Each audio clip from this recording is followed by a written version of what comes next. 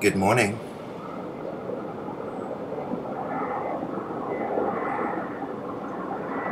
Testing. And another good morning. Today, I don't know what I'm gonna do. I'm just waking up. Oh, you know me. You probably don't know me. I don't know. I don't even know me. I'm gonna wake up. I'm gonna have another cup of tea at some stage, and going to be looking and focusing on Mr. Sun here. Mr. Sun, and we're gonna be checking out that fucking dot. I mean, what the fuck? Let's get closer. So I have a little bit of control with the other one. No. Oh wait. But why are you so blurry? That doesn't make sense.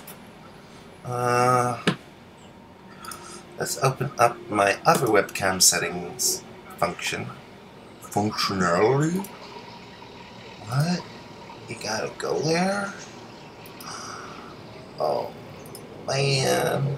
Let's go to webcam. And we're gonna go there. We're gonna go there. We're already there. It's just stupid. Okay. Sharpening up. We got a coolant leak. I don't want a goddamn coolant leak. It's strange. Okay, we turn that motherfucker off. And then I'm gonna go over here. And then I'm gonna go back there. It's different, isn't it? It's differential.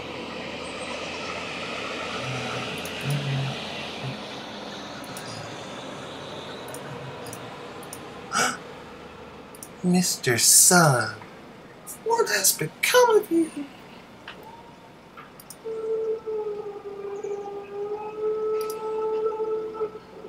I need to do a test.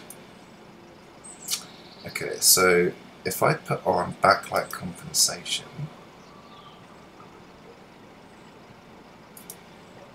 turn it off, does it get bigger or smaller? I think I'm going to have to zoom for this. So, on.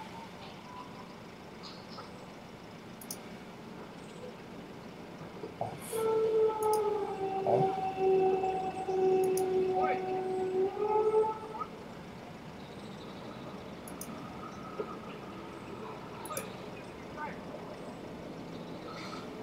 That's odd. I'm going to leave it like that for now.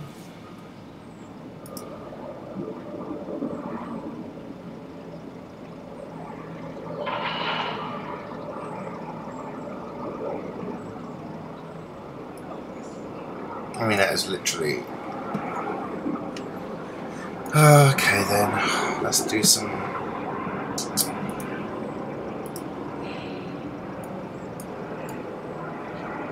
Where's my goddamn demonstrator?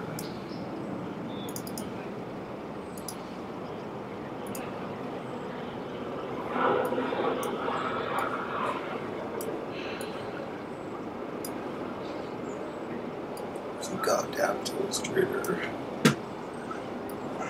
There it is. Okay, so what am I gonna do? Clickety-clickenstein. Click, click, click, just lots of clicks all the frickin' time. I'm getting kind of tired. I kind of wouldn't mind. Have they done touchscreen Macs yet? Well, I know they have the iPads and stuff, but I mean, like an actual desktop. That'd be great. This mouse business, I don't know. I like mouse. I mean, don't get me wrong. I'm actually used to using it and stuff.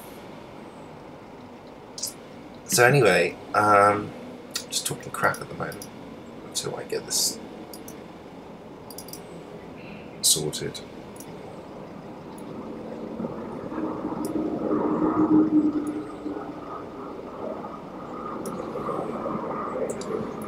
No, just marking off where it seems to be pinching off. A bit there. A little bit there. There. There. And there. Missed the dot there.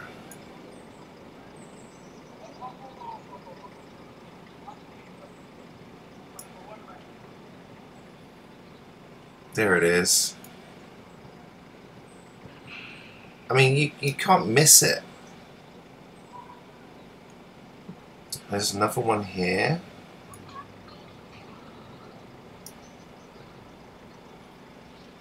Another one there. What's this here? What, you think this is normal? What, you think clouds just do that? I don't really know what's going on.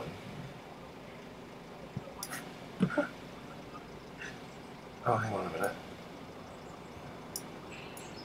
It's like, so there's like a smell that I smelled this morning. I opened the window, and I haven't smelt that since I was a child, or at least for a very long time.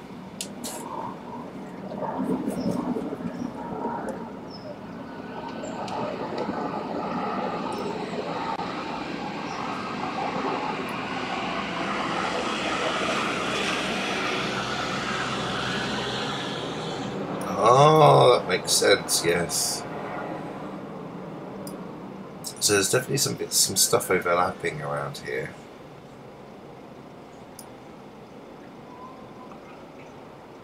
You just have to work out which one's which. Well, this one's coming around like that now. So that's going that way. That one... still kind of there, actually. It's spinning that way, maybe.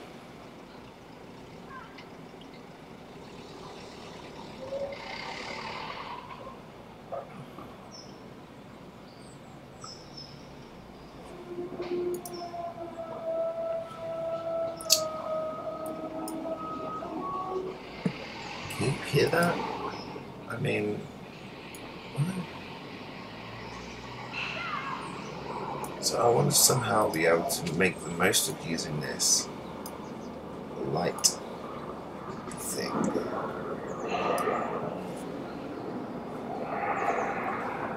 Because today I don't like recording just a boring old same thing all the way through. And that's why it's always changing and always adjusting and stuff, because I can't keep my hands off of the controls.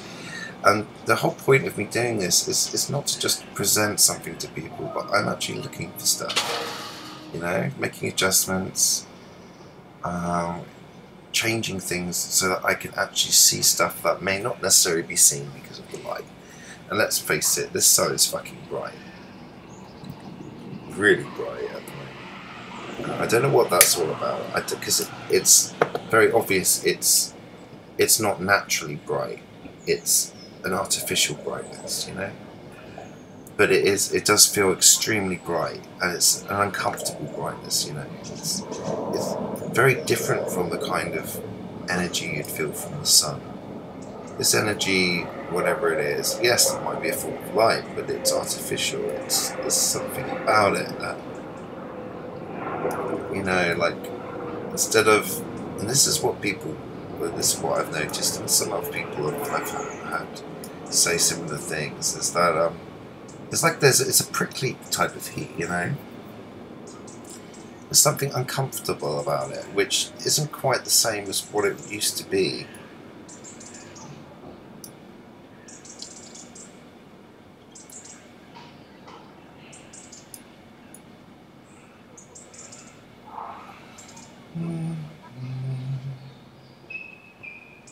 I've been working on some new music tracks in my time.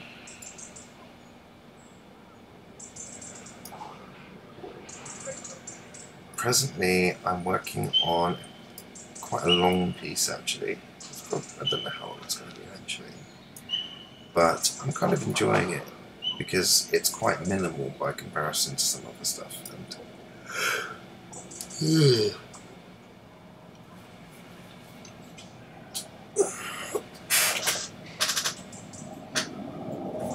working at different tempos, different speeds, stuff. I know that electronic music isn't everybody's taste, but the one beauty of electronic music is that it doesn't. That's just because it's an electronic sound, just because it's from a keyboard, it doesn't mean it's not melodic, or and you can adjust those sounds as well, so that they do have more organic aspects to them, or sound more natural rather than artificial. At the end of the day, most sound is from organic sources anyway. They just get manipulated and changed through the creative process to produce new noises, new sounds that are interesting. And that's how I work with mine. You'd get an original sound, but it won't necessarily sound like how it would by the time it's out. It may have a number of changes, adjustments, or layers added to it. Creative. And then there's this kind of like plateau thing here. It's almost like it's kind of got this straight thing here, almost like the sun's on a plate. I'm not sure what that is, because I keep thinking about this. I'm trying to work it out, because it's very obvious that there is some kind of device or something in place at this point. I don't care what sound Hoffman thinks. I'll have to have a word with him when I next get to speak to him. Try and hash out the other potentialities that could be. Because I'm not in denial that what he says about the planets is not true either. Because what he's described and how he's gone about it, he's been very good. It's taken me a while to adapt to it, and I have to hand it to him. It's very, very difficult sometimes to articulate these ideas and stuff to laymen. I'm not saying that I'm an expert by any means. I'm not sure I could be considered a layman either.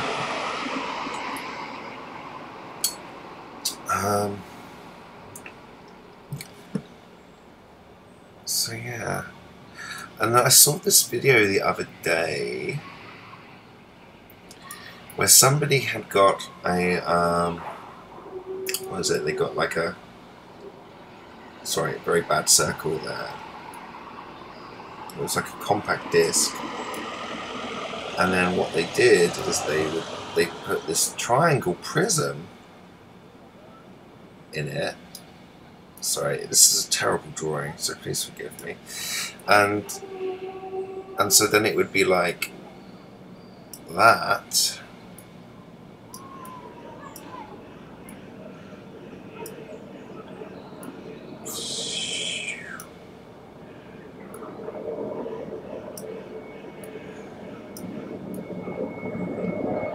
Right? It's just a question of what side of that reflective surface are we looking at? Are we looking at from here, or are we looking at it from here? Because I'm thinking light's going in that way.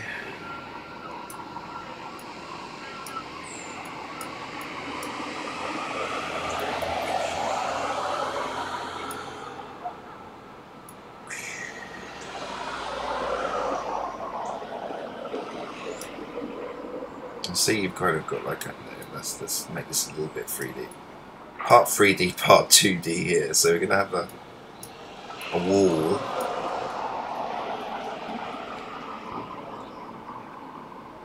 So which way are we looking at? Where's the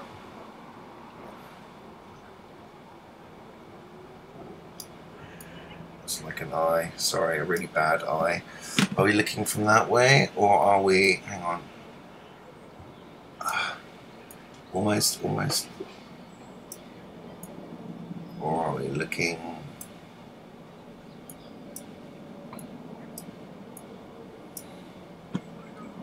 From there. Who knows? Let me write this down. Light.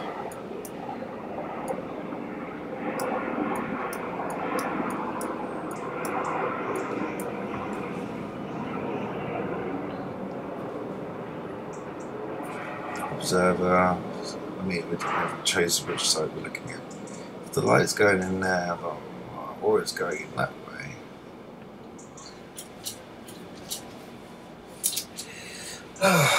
It's all very interesting. Anyway, I mean, I'm not an expert at this stuff, but I can only go by what feels right, because literally using my own senses to understand these things rather than mathematics or standard science, or not standard science, I don't know what it's, scientism I want to call it, because that's what empiricism has literally become.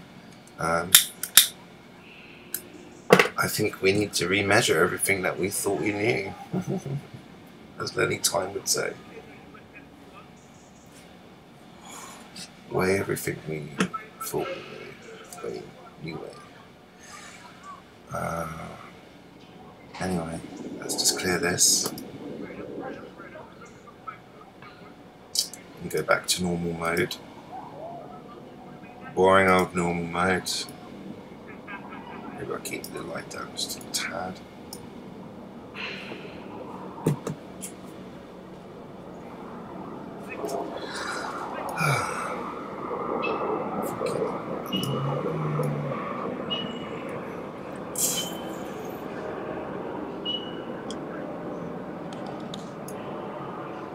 I can do that, and then I can do that.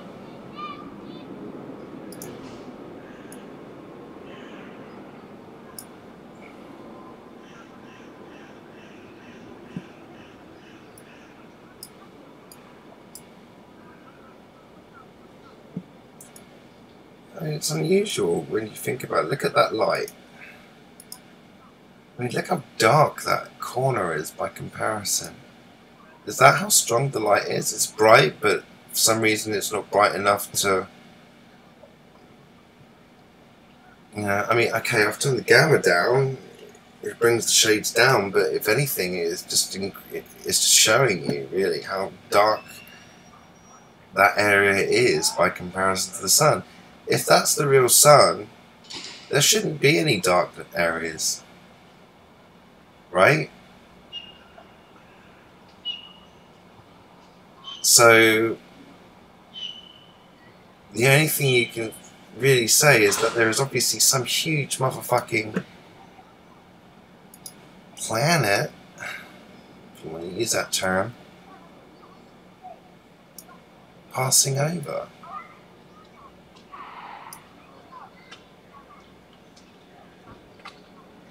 I mean, look, the light should be totally diffuse, but it's not. It's not diffuse at all. It's almost it's almost too local. And that's why I don't believe it is the sun. I believe it's the sun.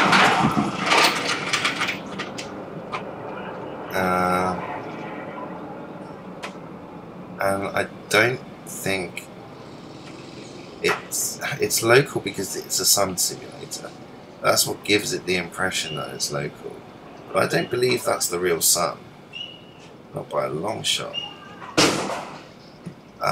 This is the thing. This is why I can't get on board with a lot of the flat Earth stuff, because as much as I find a lot of it interesting, I don't think either the flat earth stuff or the present model have all of the answers.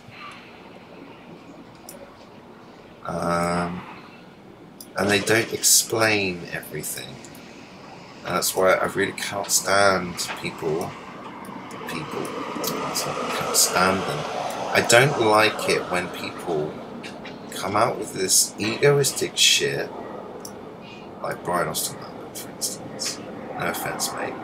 I'm sure you're a nice guy, but coming up with that kind of, I have the 100% working theory, nobody else does. It's like, do this, this is wrong, that's right, everything's this way, not that way, blah blah blah. That to me is dangerous. It's dangerous because it's limiting, and it limits your. If you really think that stuff is static and unchanging, it just wouldn't work. It just wouldn't work in that sense. I think there's definitely something to do with plasma dynamics. There's definitely an electric universe aspect to this.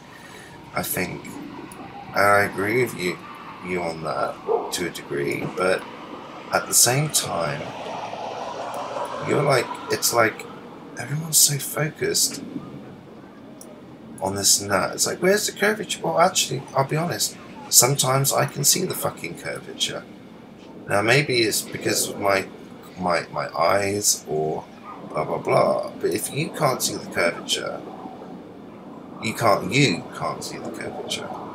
That's the thing, you can't. Doesn't mean that everyone else can't either. Do you know what I mean?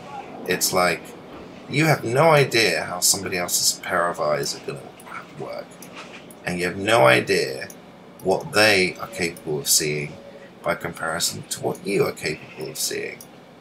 Therefore, it doesn't make sense to then start saying this is the one and only working model, or 100% working model.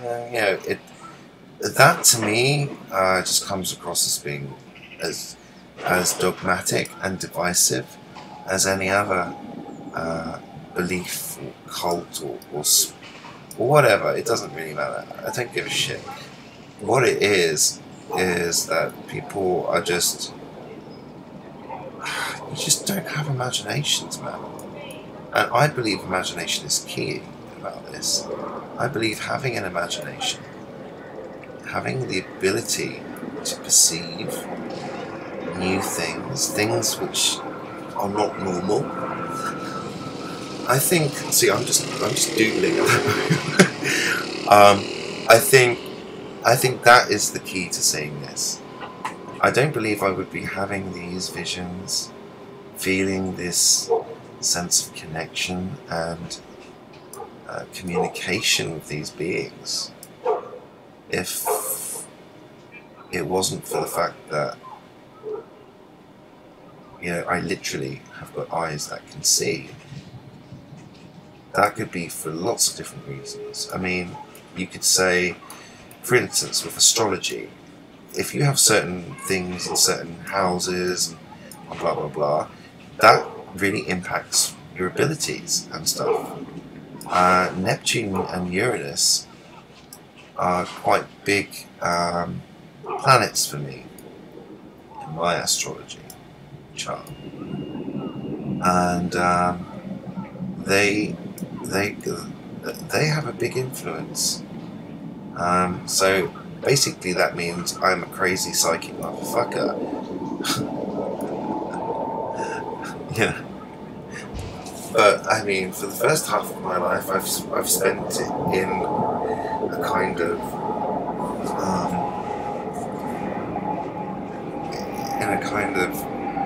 constantly reacting situation.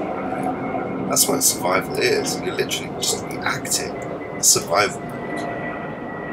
And then after reacting, you learn to calm down, and then you stop reacting after a while, because you realize that actually you have control of those responses, And instead of reacting, you can respond. And sometimes responding actually takes a little bit longer than reacting, because you're able to process those things and not be subject to immediate reaction, you know, which is what was happening to me most of my life up to recently, the last year or two, where I was literally a victim of my own reactions. That's a hard lesson to learn, because it's part of the whole kind of being offended thing as well, you know, learning to realize that being offended is not something to get upset or offended about. You have to accept the fact that you've been offended and that it bothers you because it taps into something, a trauma that is inside of us.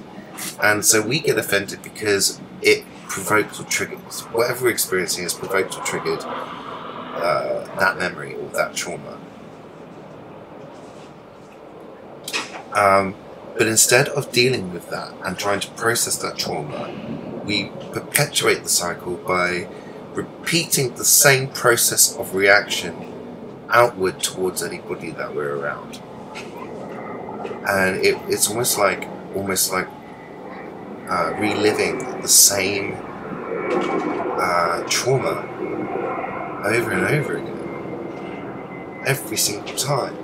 So then we need to change our responses, our reactions to those traumas and things, because it is our own trauma that is causing these responses, these reactions to us. We need to change the reaction to a response, something that's more carefully considered, something that's more mindful and more forgiving and understanding towards ourselves, but also kind of realizing that we have a responsibility to, not only to ourselves but to people around us, to be mindful of our own actions, behaviors, thoughts, emotions, blah blah blah. You know, we need to be responsible and mindful of those things ourselves. And if you're not, then we face the consequences of our actions by being, you know, of our mindless reactions, and those consequences are rarely that nice when we are experiencing a bad reaction toward our bad reaction.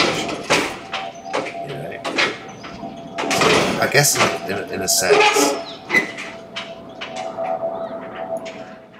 let me just turn that shit down. I guess in a sense,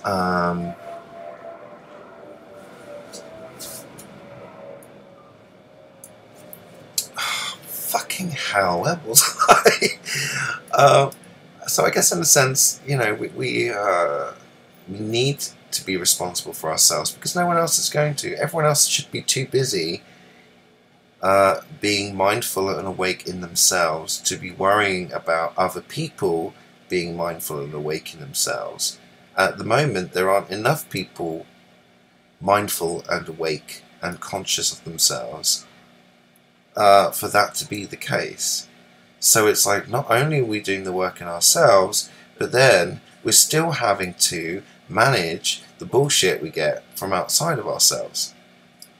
And it's like, whoa, you know what? You then realise, oh, that other person is not pulling their weight. Then they don't understand how their thoughts, actions, emotions and behaviours actually contribute to the reality that they're in and the continuance of that reality, and how that impacts other people's reality. I mean, how irresponsible can you be? When you put it into those terms, you suddenly realise, fuck, what have I been doing? You know? And you realise everyone else is doing has been or is doing it too, and you realise that this isn't just that this is a virus, this is a parasite, it's a thought form. They're thought forms, they're invasive, because they literally fuck everything else in your life just to hold you in a place of fear. So quite honestly, I realise now that this archon aspect that Gnostics refer to here, that's my term. I like the term archon. I think for me that works. It feels, I resonate with that. It gives whatever this supposed evil force, whatever it is, an identity that I can at least say, right, that's that.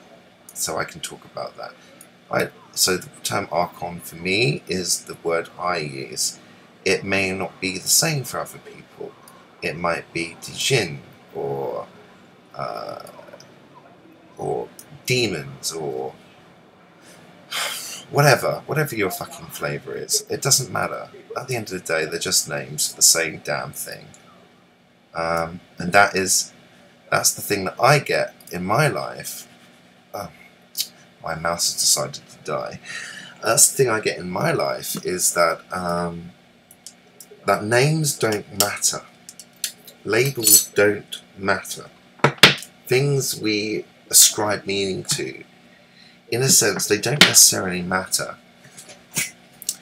I mean, like, for instance, I could say, I believe, but the moment I acknowledge that I have my own individualized fractal of existence, in manifesting as me, I also then am acknowledging that I'm also separate from the source. And so part of me in a meditation, when I met my body diva, the body diva is like it's the spirit of the ideal version of your physical form. That's the best way I can describe it. That doesn't necessarily mean I've got it accurate or in any kind of understanding of it. That's just my understanding of it. I could be wrong. Anyway, I'm talking to myself, and in this meditation, because it was me that I was meeting, to kind of get more of a handle on who I am, what my purpose was, what did I need to do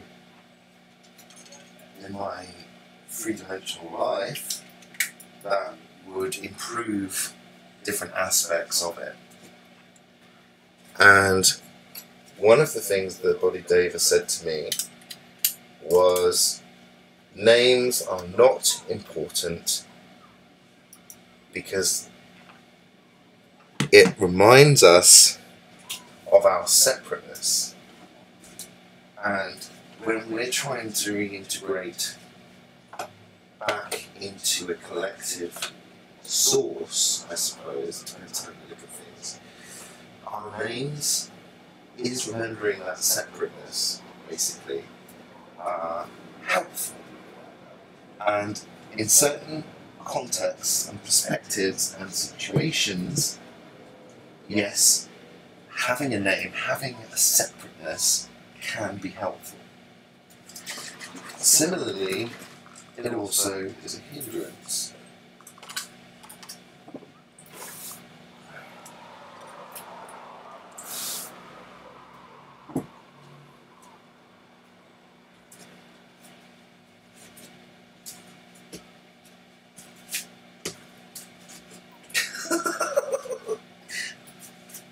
I've got tissue stuck to my foot.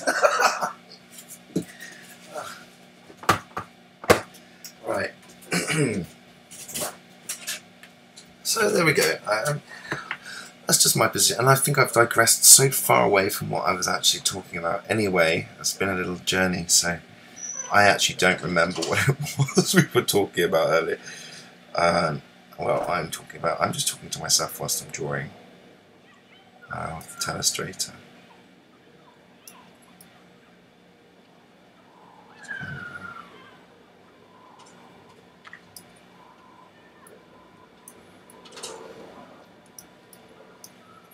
And yes, sometimes I do see very definitive lines.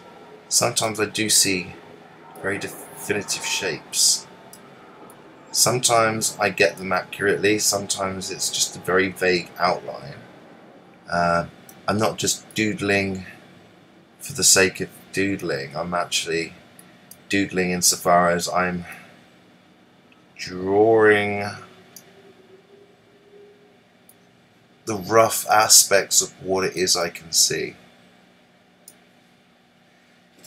And see, when you can see very particular lines and shapes like this, you know,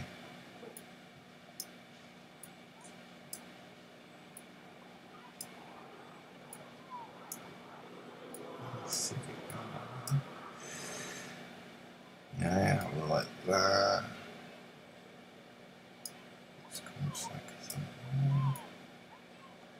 Like this, you know, you've got to draw them, you've got to draw those lines, you know. I'm not just making them up, I'm literally following them. And I guess most people who've seen my stuff will know that by now anyway, so it's not like I make this unknown to anybody or anything. I do explain my processes quite openly. Did you see that? It was almost like a giant shadow as the plane passed over the sun. Now that's unusual because I don't think I've ever seen. That means that the light is a lot closer. For the shadow to be that big, so close to the ground, that means the light source is closer. So that, in my personal opinion, proves there is some kind of artificial light source going on. I don't believe it's the real sun. I believe it's there to cover up the real sun. Because if we saw the state of our real sun, I think we'd be quite shocked. I think it's dying, or at least in a state of stasis or very low power at the moment.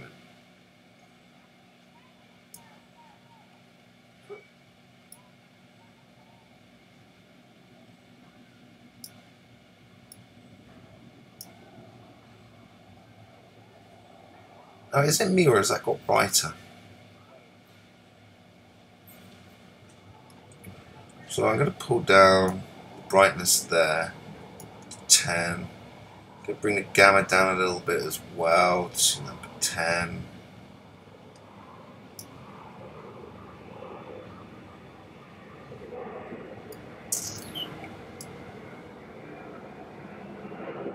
Now look.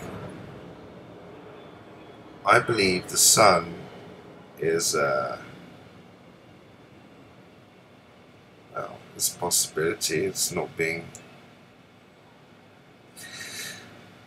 Okay, so anyway, back to the lines.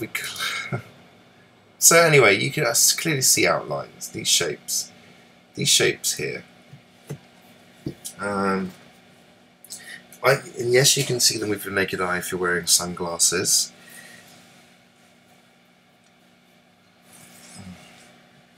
But that dot's decided to go, hasn't it? It's gone. Oh, there it is. No, it hasn't gone anywhere. Okay, so let's well, how should I do that one? And then I turn the brightness.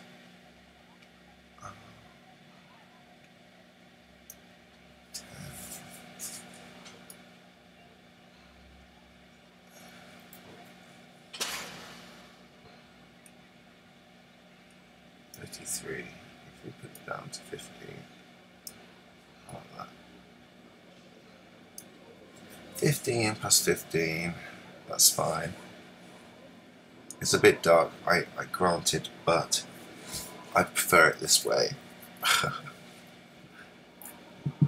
You wouldn't be able to see half of that stuff about sunglasses. Okay, well, maybe that cloud there, it's quite bright. If you want to have a look and see what the sun simulator looks like, the outlines of these clouds are giving you an impression. And it's, well, I don't know, it might not be actually, it might not be linked, but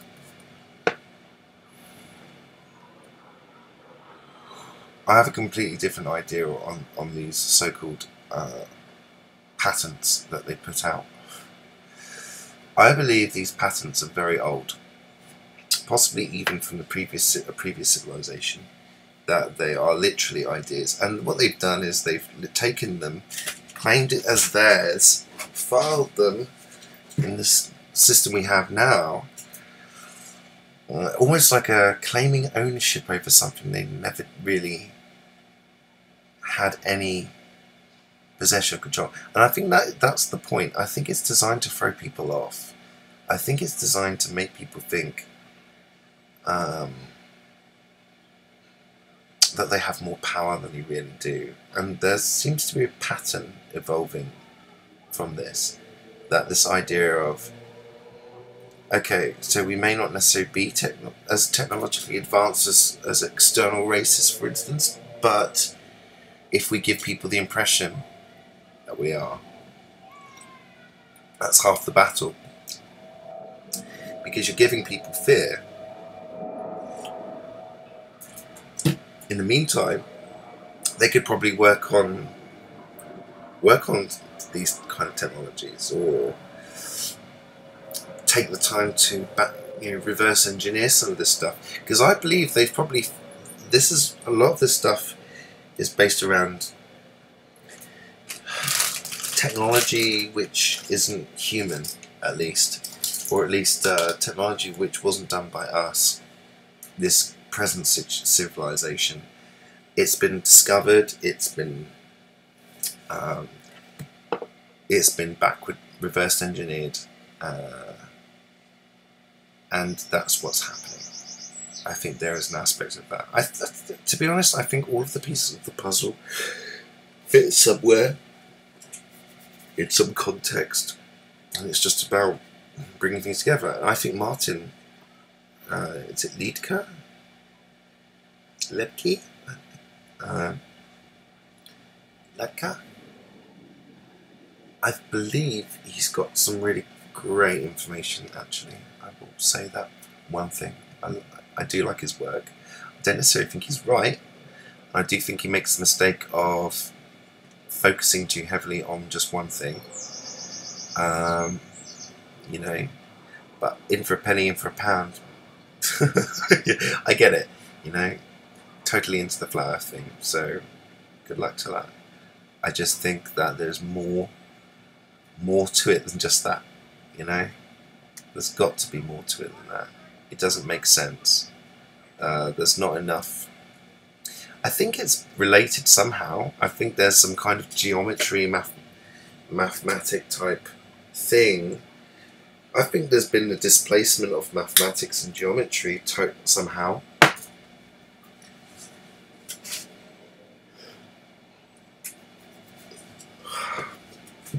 I don't think we've got all the answers. I don't think we've got all of the numbers and the figures right. We don't even know our own fucking population, for goodness sake. I mean, I don't think there's 8 billion people in this place.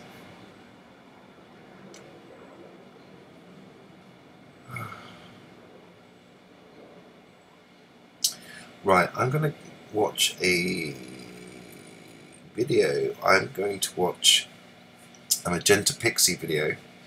You know me, I'm a little bit new age, so I do follow a lot of that nonsense. And to me it's not nonsense, but I know to some other people it is literally word salad. She is pretty good at coming out with that stuff, I have to say. But I love it. I absolutely love it. So anyway, I'll be back. As you approach the pinnacle energetic in your month of August 2018, which is the high energy point of that which you know as the Lion's Gate, much is sought to perform your observation and awareness. The Trinity into Infinity Gateway, triple eclipse lineup, has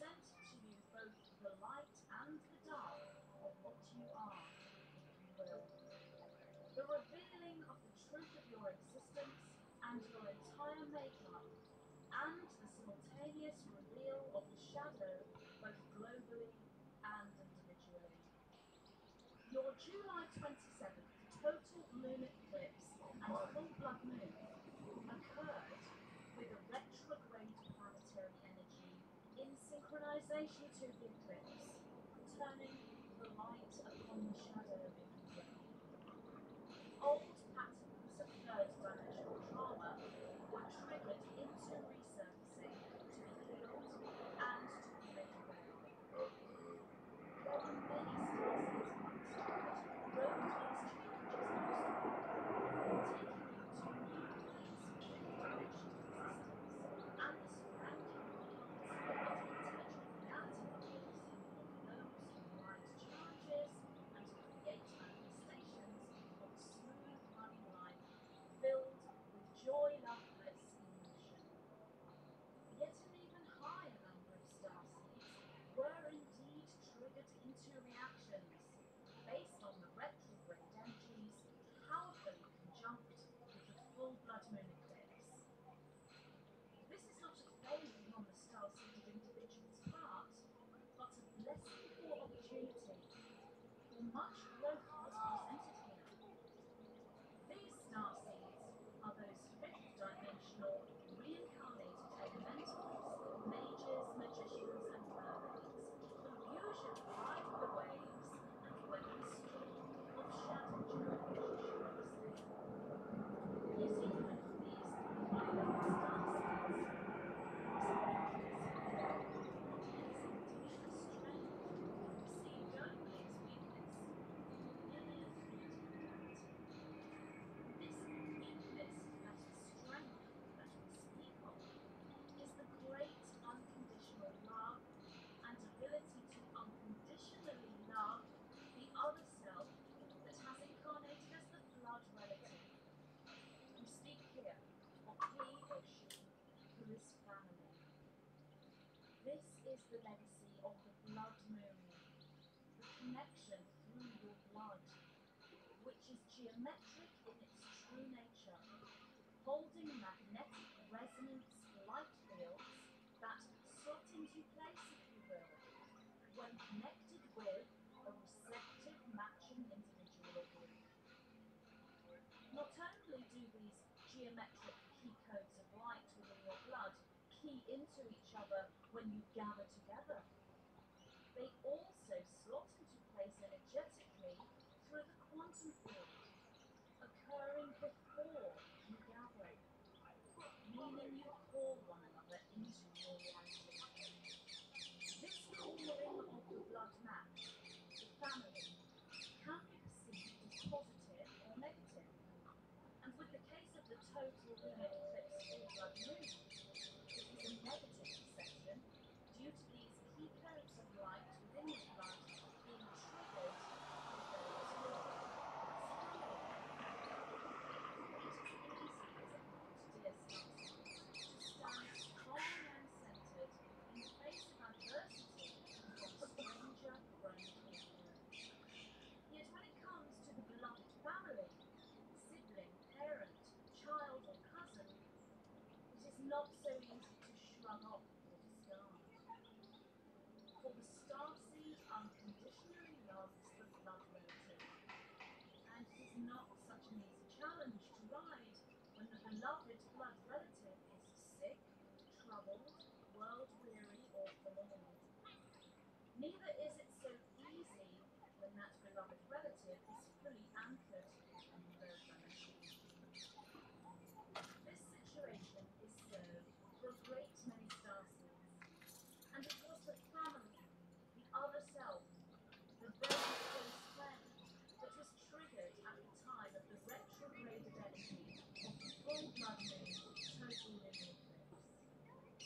This unstabilizing energy was a bumpy ride, shall we say, for many of you, yet it presented a great opportunity for the awareness of the blood family shadow and the healing of that which needed to be healed. In many cases, disharmonious frequency between blood relatives lasted many years before it ended.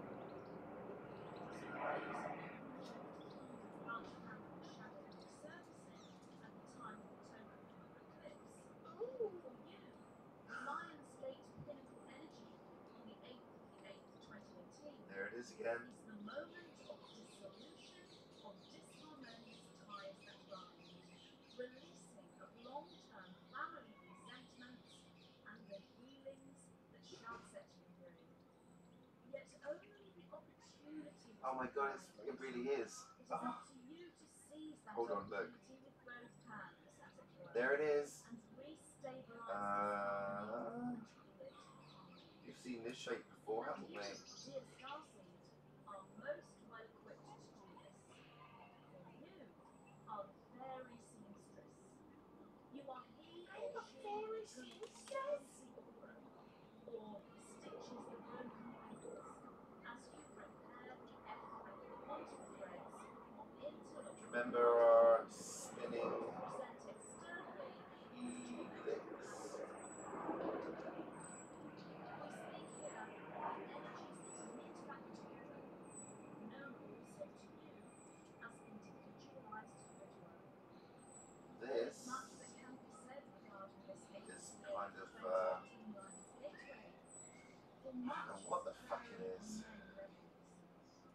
Yet we draw your attention within this transmission specifically towards the individualized gridwork in recent week. Dear starseeds, if galactic grids and planetary grids are reformed and repaired, if you will, then so too are your individual grids. This works so too in reverse. Individual, planetary and galactic are one. It is the retrograde movements of planets and the strong magnetic poles of their orbits that are swung into place.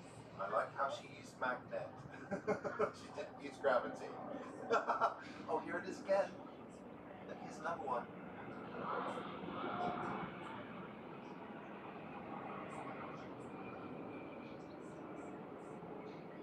See, I'm a star seed. As we have said, art and development is created from dragon's breath, plasma fields that are pure creation.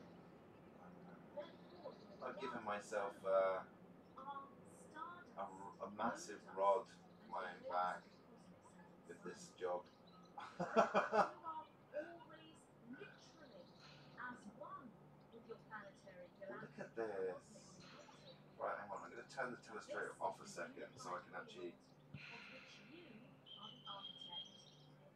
Yet none so more than at the auspicious Wow. time of the Lion's Gate portal. So I'm just going to turn The the... kings of Sirius do look down upon you and bless you with the tail of the dragon and the mane of the lion.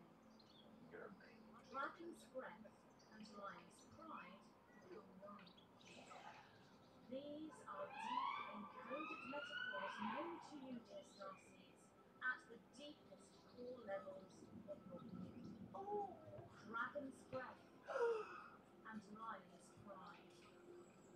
Remember the dragon's breath, the memory fabric of all that is. Plasma realities of the quantum, fractalized central zones that make up all that is you.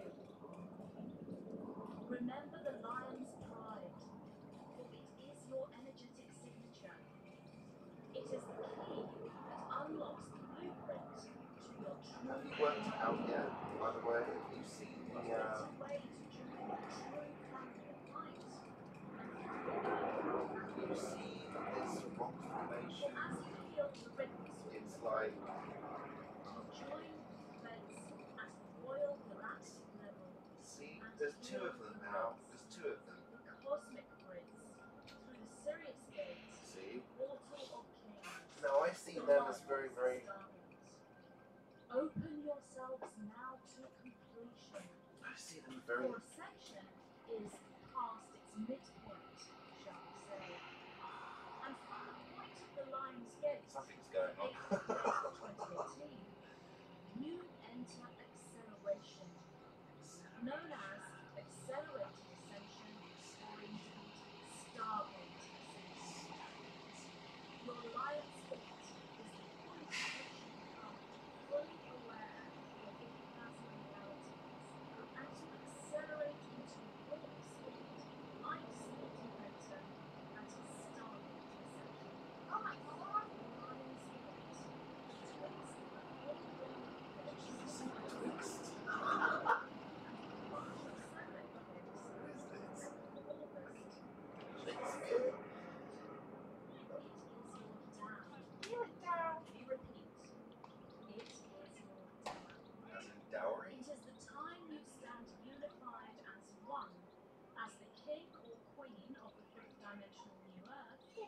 and the creator of the third dimensional reality. With just a wave of your hand, you blow away the cobwebs of the crumbling remains of the old energy, the old system, and you create the ultimate three-way contract with the new Earth.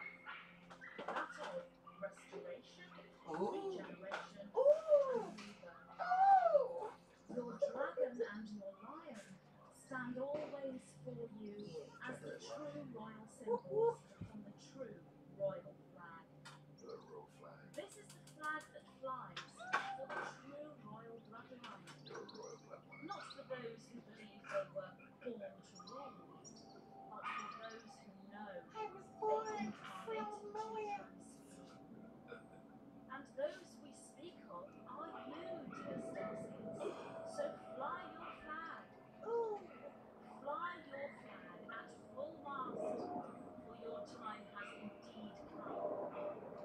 It is done, and you are the blessed. For you are blessed. You are blessed through the royal code. That is bliss. You're not telling me to be less. We are the white-winged collective consciousness Of 9. Alright. Oh, I fucking love this shit. In this channeled transmission, I enter into an expansive, transformative, and activating exploration Use the word immersive. of interdimensional dialogue, Seems to be the discussing thing the mechanics I of think people are star doing these days. This cutting-edge information holds key codes, maps, and coordinates for the star seeds on Earth, as they go through this process of DNA reconstruction and regrouping of cosmic memory themselves. The significant codex of information is downloaded to the reader, as they, through this sacred text, are called by the dragon, Excalibur, crystalline light geometry, Atlantis, and the Emerald Plane. I am so very pleased to present my new book, The Infinite Helix and the Emerald Plane. Fuck! She just said the infinite helix. Oh my god. I mean, like, how much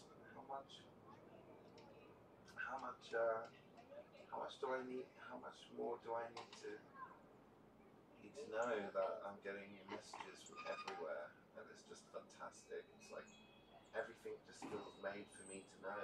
It's weird. Building in momentum since the lunar eclipse on July 27, Oh the my galactic god. superwave is swinging through the eighth Lions Gate portal and blessing humanity with a powerful ascension upgrade. It is blasting the veils of illusion and delusion. Blast my veils anytime. The galactic superwave is a very powerful surge of galactic light force that is awakening all souls to a world reality they never knew existed. We're all gonna die! Beyond reality. Day Lions Gate is a celebration of the ancient luminary lineage At this point, I accept it. I accept it all. It doesn't matter to me. Lemuria.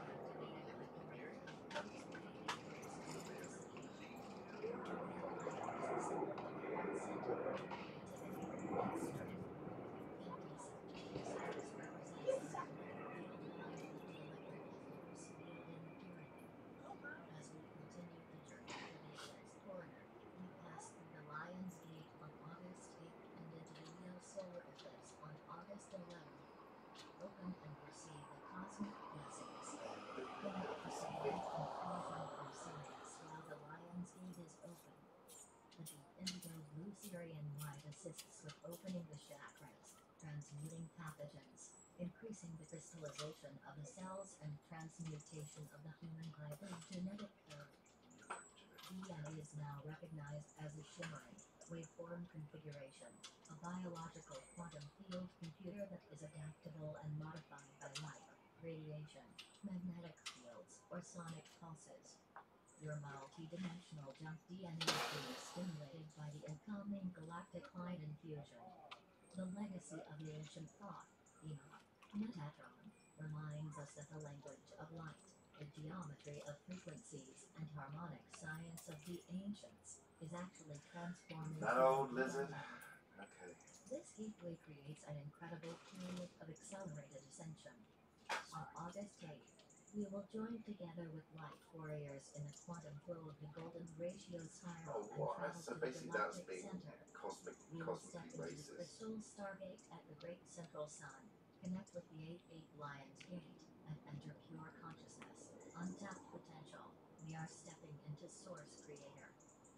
Next article.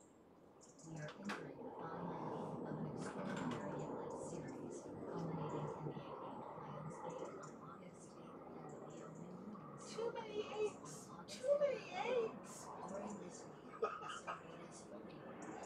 10, 10. 10. Oh, that's amazing. Great.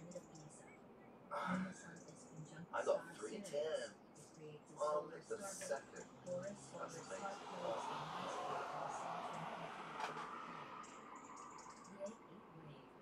You bastards. Stop playing with me. The next cycle in numerology. 8 is the symbol of balance. 8 is the great karmic equalizer. It holds the balance between opposing forces, creating a zero-point vacuum that connects spirit and matter. On Wednesday, August 8th, we will receive the powerful superwave of 8 frequencies, enhancing personal authority, confidence, inner strength, abundance, and prosperity. The 8-8 Lion's Gate is a celebration of the ancient luminary lineage many lightworkers carry within their Scorpio bloodline. The ancient elders from Star Sirius traveled to Gaia and counseled the original Lemurian civilization in the art of sacred geometry, the patterns of creation, and the bridge between worlds. The ancient art of alchemy dates back when visiting gods arrived from Sirius and established the mystery schools of universal knowledge. We are in the process of resurrecting a new Lemurian society. The legacy of ancient thought, Enoch, Metatron is rising again. As ancestors before us, we are discovering knowledge of the ancient mystery of apotheosis. By tapping into the phi-spin of Metatron's cube, we can integrate soul energy inwards and release incongruent energy outwards. Humanity is returning to the natural counterclockwise rhythm of the sun and stars in the galaxy. By tuning into the harmonic frequency of soul presence within a logarithmic spiral, we can re-establish internal order, balance, and stability, while metabolizing waves of crystalline photonic light at the cellular level. The powerful 8-8 superwave of light language helps transform physical dense matter into crystalline plasma particles, activating the light body. This is a sacred moment of potent abundance. Following the 8-8 Lion's Gate just 3 days later is the Leo new moon partial solar eclipse on August 11th. Saturday's eclipse will occur exactly 19 years after the great eclipse of August 11th, 1999. New moon solar eclipse. Oh my god, I remember that one! Starting a new cycle in life. This week's cosmic I'm going to have to put that back a minute. This is a sacred moment of potent abundance. Following the 8-8 Lion's Gate just 3 days later is the Leo new moon partial solar eclipse on August 11th. Saturday's eclipse will occur exactly 19 years after the great eclipse of August 11th, 1999. Wow. New moon solar eclipse initiate new beginnings, starting a new cycle in life. This week's cosmic events are a gift from heaven. The positive energies combining the 8-8 Lion's Gate with the Leo new moon creates a groundswell of heart expansion, creative pursuits, and explosive new growth. Deep dive into the spiral momentum of rapid ascension. Step into the quantum vortex on Wednesday. Oh my god, I think we already have. That is the quantum vortex. Those double helixes. Those double helix. Oh my god.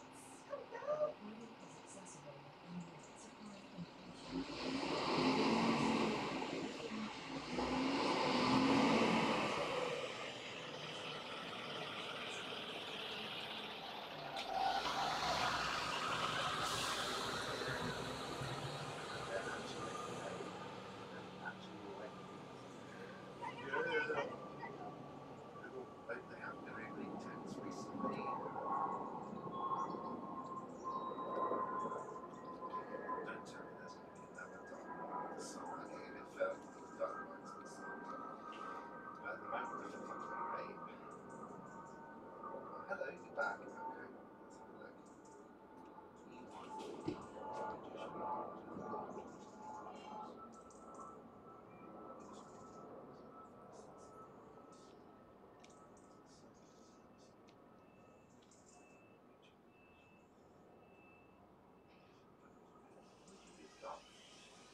Oh, it's called Jason Lee. Yeah, him. Oh my god, I am also subscribed to Moon Soup, funnily enough. Although I haven't had a chance to actually really listen to too much of it. But I think I've also seen Jason Liu actually go on Leaf Project as well recently, maybe a couple of months ago.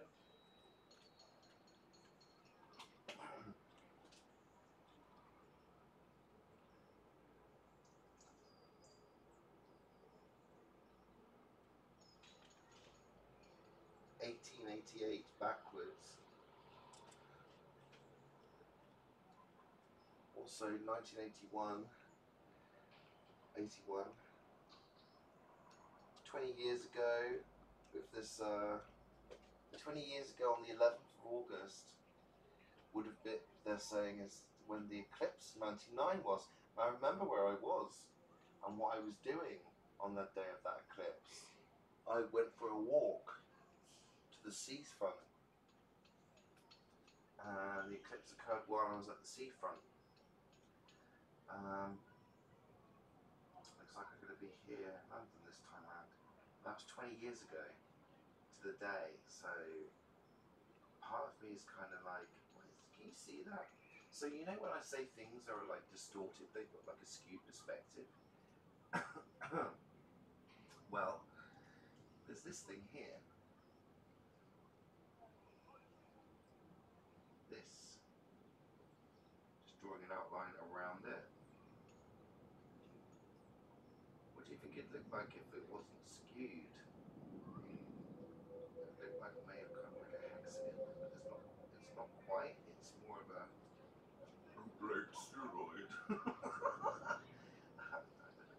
Well, this is the thing. I do keep seeing these strange things, and I keep thinking to myself, it looks like it's like it's rock or public or something.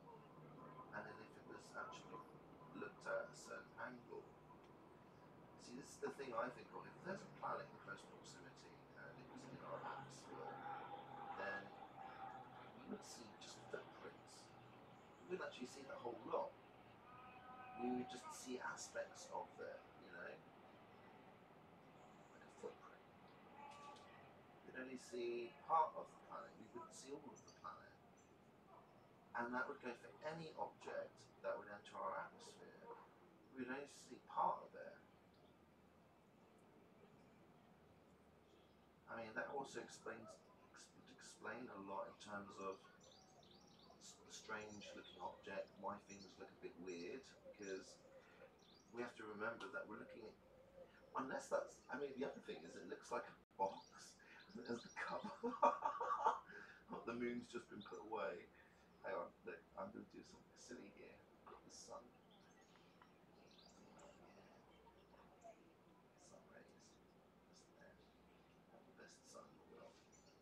But then you need to put the sun away. And it goes in there. The sun comes out and the moon goes in. There we go. That's the lid.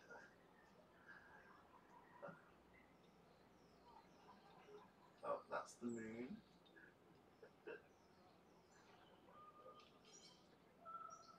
He's in the box. Moon.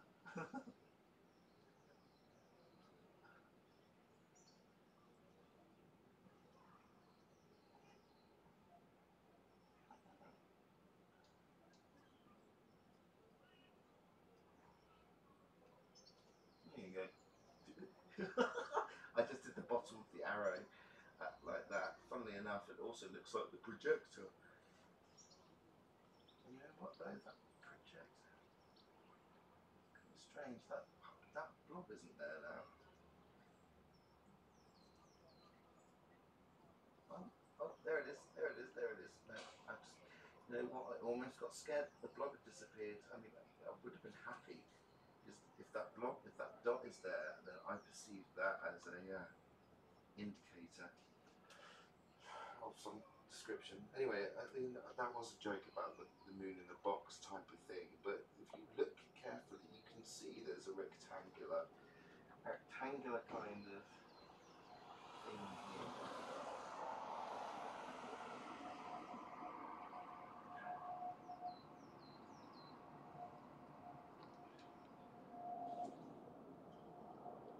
Okay, I'm not going to look at this, but maybe you see what I mean. Now, I don't know what that's all about, but I do believe that thing in the box is either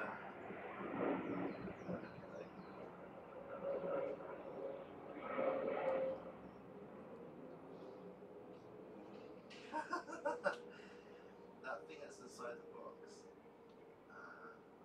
That I think they're asteroids. In fact, let me back up. Okay, so you know that book of comets that Martin Martin was FB Feb Martin was going about. I think they're here already. I think that's what they are in the sky. The difference between now and then, when they were drawn, is that they didn't have half the pollution shit going on. And they didn't have the stratospheric aerosol injection stuff happening either. I think our own attempts to, I mean, if they are genuine attempts at some kind of trying to prevent climate change, which obviously is failing big time, which obviously we know that's not just the case, but if it was just that, then that would be part of the reason why we're not seeing these comets so much now. But when you look at these cloud formations and stuff, you'll notice that they're the same goddamn things. That and that when you see them again and again and again, you're just seeing them at different angles, but they do have very definitive shapes, very definitive patterns, and so you know that there is something not quite the same as what we would believe to be clouds. I don't think clouds are the same.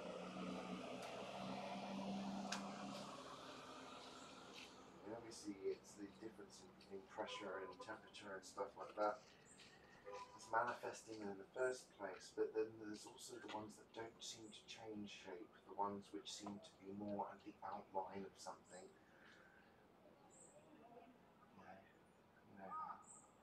So there we go, that looks like a rock, a piece of space rock floating through this little thing. It could be one of those comets. In fact, to be quite honest, judging by the shape of it, I do think those comets are here. I think they're showing already.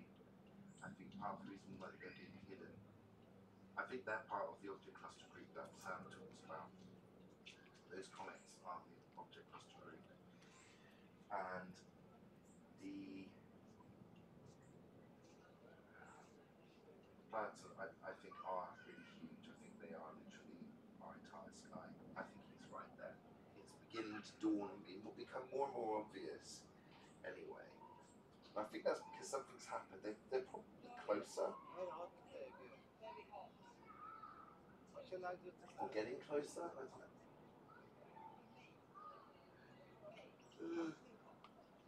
I think we're already amidst them. I mean, some people don't even think we're on Earth. Some people think that we're somewhere else entirely. And what could be the case, I mean, that's the thing about simulation theory as well, isn't it? That we could literally be a simulation that's running, which is kind of like a copy of all of recorded time in history, and we've just been left to run.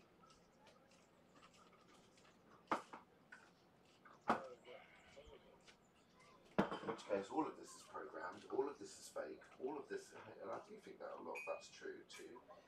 That's the problem, I believe all of it.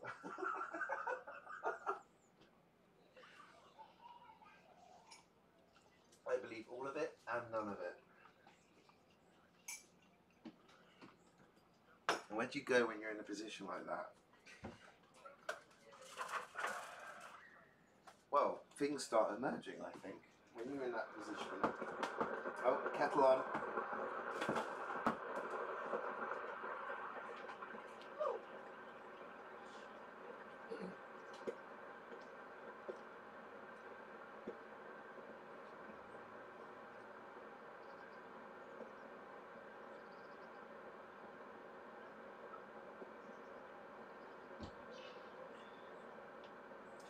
So at the moment, I'm also my microphone. There we go. That might be better. At the moment, I'm also having to fill in this ridiculous personal independence payment form, which is real fun.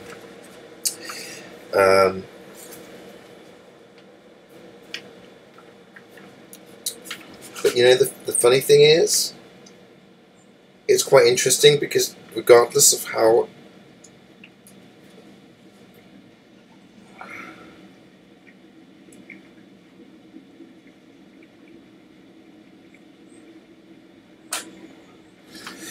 oh wow, that's the thing. I keep. Do you know what? You just don't remember. That's the thing. It's like you're supposed to remember this stuff. You're supposed to remember the different phrases and words for these different. Look at that. You know what? That's the horizon effect, isn't it? When it gets to a certain point in the horizon, I honestly believe the sun simulator switches off at a certain point.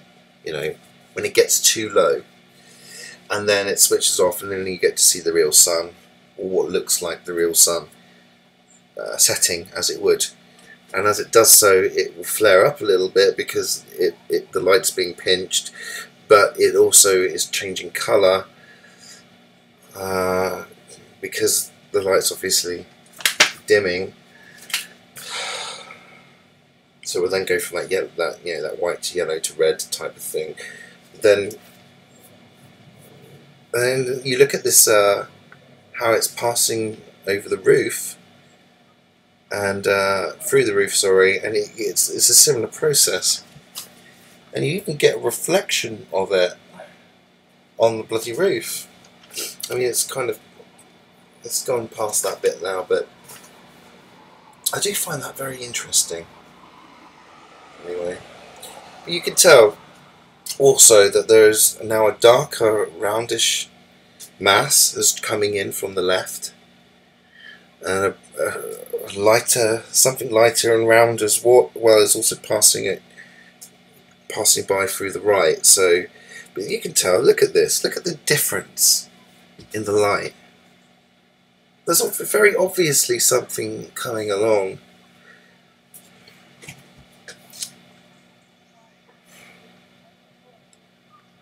It's very dark by comparison, actually. Let's turn that up a little bit. Okay, so very, very definite mass. And looks like the sun is also enjoying a few plasma flares. Look at that. What do they call that? Electromagnetic discharge? If we're going, I think we can all agree that the electric universe theory is probably the most accurate. Yeah, look at it. Anyway, the kettle's boiled, I better pour. But yeah, you can see the tail of the sun. There's definite electromagnetic discharge. And look, oh, you know, just inconveniently, this thing turns up and goes across the sky. So is that chemtrail or is that contrail? We'll have to wait a few minutes and see if it sticks. It should fade out if it's just some standard contrail, but I don't think. Oh, look, you can see a ball as well. Look at that. Now I might actually go into. Look, there's a few of them. Interesting. Oh, I think today's going to be one of those days.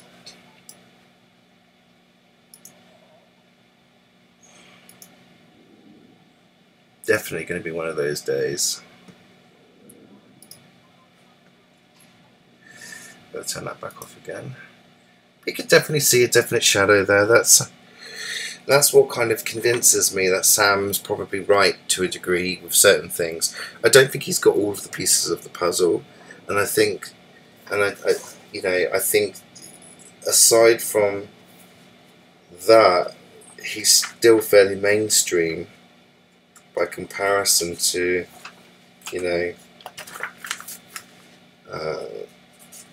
us, I guess you could say. I would say I'm pretty much on the edges of fringe here at this point.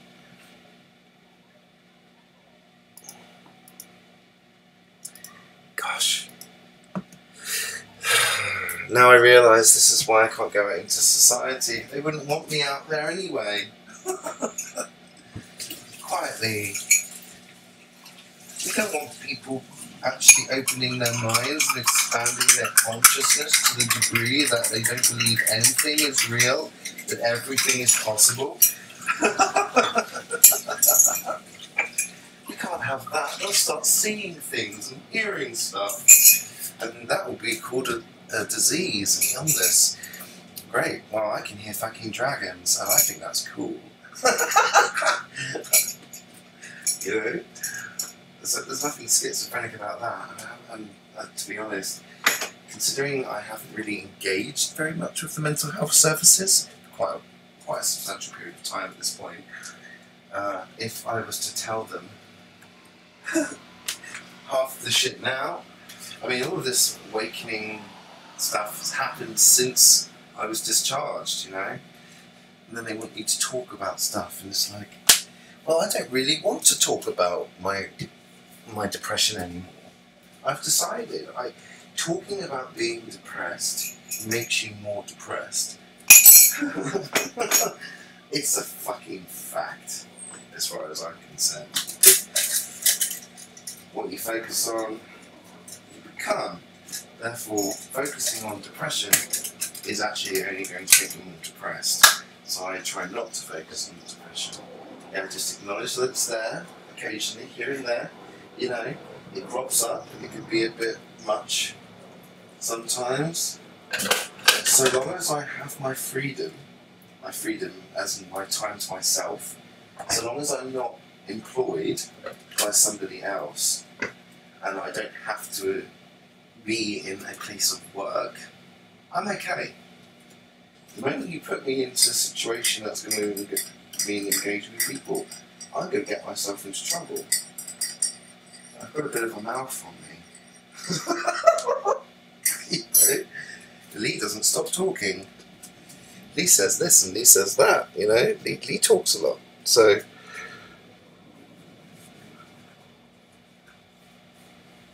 right.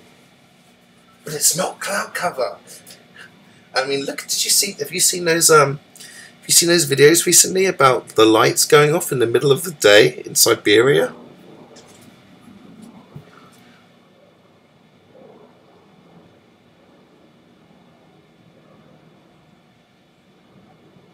On top of already being marginalised because of our perceived illnesses.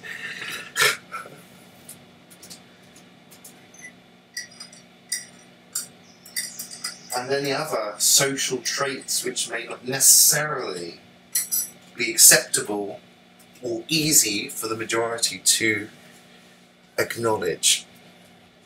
It's like, okay, it's like being gay isn't such an issue these days, but you know what? There are generations and generations of individuals who have been scarred by the process and the attitudes towards the LGBT community from decades and decades. And so we walk around with damage, basically.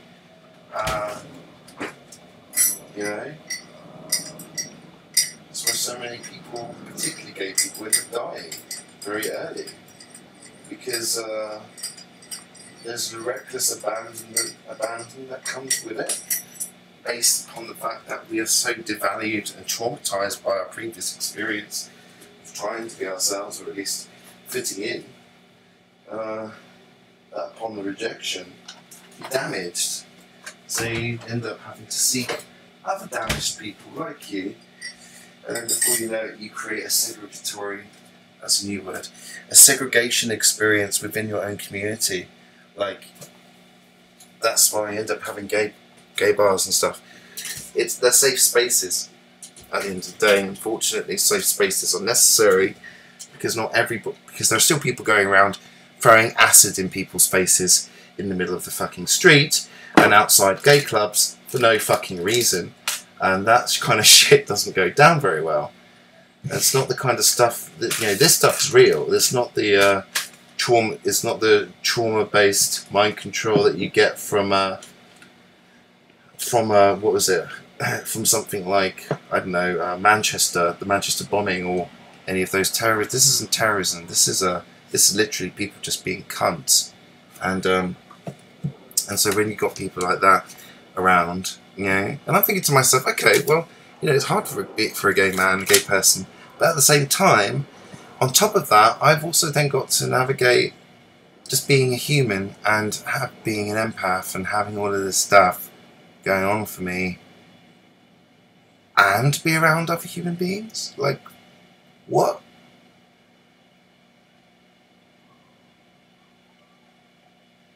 The people who scoff and mock are basically, I realise it must be jealousy or envy. Jealousy, envy, or just total ignorance. Those are the only options, really. Jealousy, ignorance, or envy. You know? Greed, I guess, is something that's innate in everybody, because we want a little bit too much of a good thing sometimes. But I don't know, greed. There's a jealousy factor, and jealousy and envy can, you know, people do really bad things as a result of that. You know, that's possibly a narcissistic thing, maybe, as well. I don't know. It's hard to tell. I mean, they all blend into different things. And that's the problem with psychology as well. Modern psychology and psychiatry, it's so tick boxy, you know. And it's based on an understanding that is entirely empirical and observation based. You know? What if somebody's an empath? Do we have is there an illness for an empath? I guess the best one would be borderline personality disorder, or emotionally unstable personality disorder. That's another one.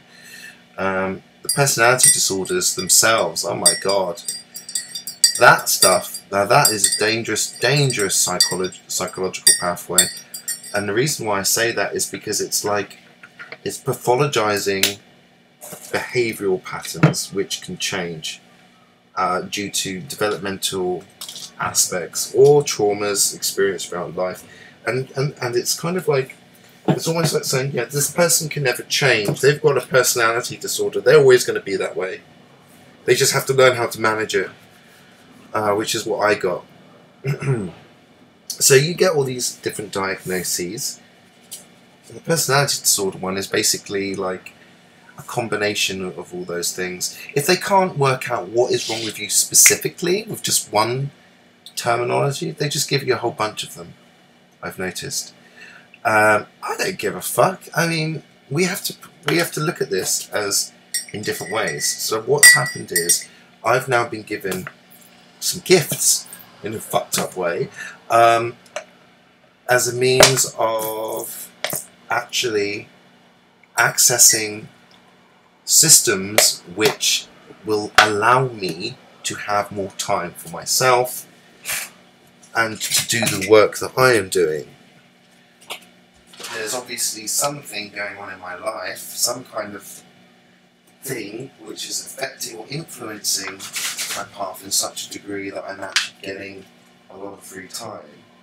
I don't know how that's possible. I mean, because all I do is follow the rules and do what they ask of me. The difference is now that psychologically I've had to distance what I really am, who I really am, whatever, all that stuff, distance that from the character or identity or what's the word? Lost at sea body that I am, as a separate entity almost. It is me, but it isn't me. And so the character of Lee has been given these diagnoses for some reason, which then enable him to apply for certain things which are designed to support his needs, basic needs and stuff like that, survival basically. I mean, you can't go on fucking holiday on benefits, can you? I mean, anyone here has? Please tell me how you did that. The only times I've ever been able to go on holiday is when I've had a sudden unexpected windfall, like that time when the DWP decided to actually give me back pay after not paying me the right amount for God knows how long. That was fantastic. I mean, I went on holiday and everything. That was wonderful. I really needed that. You know, but the thing is, I don't know how all of this happens for a reason. I do feel that strongly. You know, there's so much that I'm given for free, in a sense, you know. Basically my livelihood, my ability to survive, my ability to have food still. That I'm very grateful for. I can't be more thankful. You know, the most important thing you can have is your time to yourself, and I feel really blessed and grateful for having this time to myself.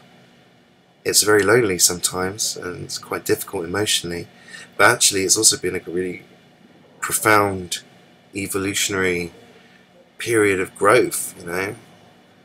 For me personally, it's been a massive change, but I've also had to come to terms with the fact that I'm playing a character, that this identity of Lee is that I'm presently incarnated in has a role of being an unemployable artist. and so I have to play that role as much as possible, because that's the role I've been given in this existence. That doesn't, you know, just so happens that me as I am is not a functional capacity in day-to-day society. Fair enough. Thank you for all the free time. It's been a pleasure to have it for myself. The only thing I don't like is when you're fucking sending me text messages or letters in the post telling me when my next medical assessment is. That's fucking stressful. That upsets me. Because I don't want to go through it again. Because it's the same thing all the time. And I'm like, okay, well, I just repeat what I did the last time, and I'll just keep on doing it, because that's, I can't really, it's not going to change, you know. It's like the same thing with yeah, I've been a bit reckless when I was younger, and I borrowed money and stuff from credit cards and stuff like that, and and now I'm in this thing where, yeah, it's going to take me most of my life to pay all that money back. 56 years apparently, and a very, very low rate, I have to say. I mean, there's not really much I can do about that at this point. I was a bit reckless when I was younger. You don't kind of look to the future and think, oh, I'm going to have a major breakdown and blow a major fuse to the point where I can't function in society anymore. You don't really think that far ahead. Not when you're younger. You know, you're much more in the now, much more in the present. Also very distracted by what you're doing and stuff. It's all about consuming and just being in a state of, you know, what's the phrase? Gratification. Constantly seeking gratification. So to an extent you're in the moment, but at the same time you're always looking for the next thing. And so you get lost in that, I think. Before you know it, life is happening around you and you're like, oh wow, okay, suddenly everything's changed. And I do feel like I'm in a different world.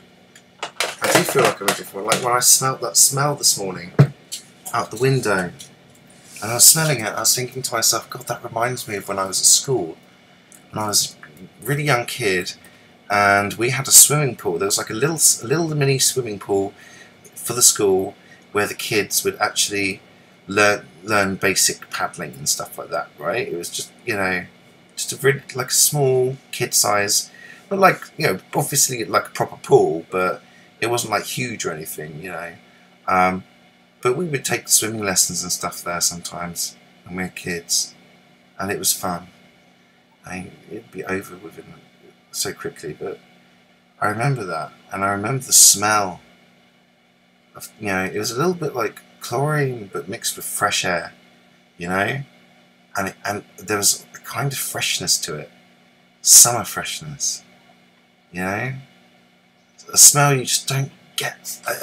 Even the chlorine, when I say chlorine, I don't mean it in that way, I mean it in, there's just something fresh and natural about it, and it just took me back there. And then I thought to myself, wow, that was another world. That was like over 30 years ago, and that was another world. Everything was different to such a degree that it doesn't even feel like it was my lifetime. It feels like it was somebody else's lifetime, and that it's actually just a memory of somebody else. That's the weird part about it, you know, like it was either, that memory was either an implant, or I'm in a different world now. It's not the same world that I grew up in, but somehow it's only now that I'm becoming aware of it. Something is changing, something has changed, something will keep on changing.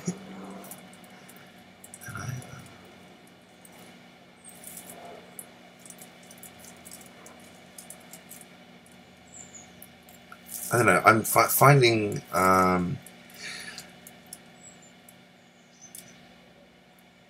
the experience of being human now to what it was before, what, 18 months ago, 2 years ago. The experience of human now before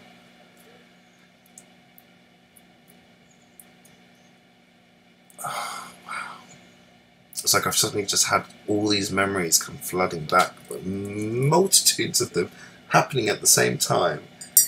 And I'm like, whoa, whoa, whoa, whoa, whoa, whoa, hold on here. Suddenly it's like every 7 years, the world changes.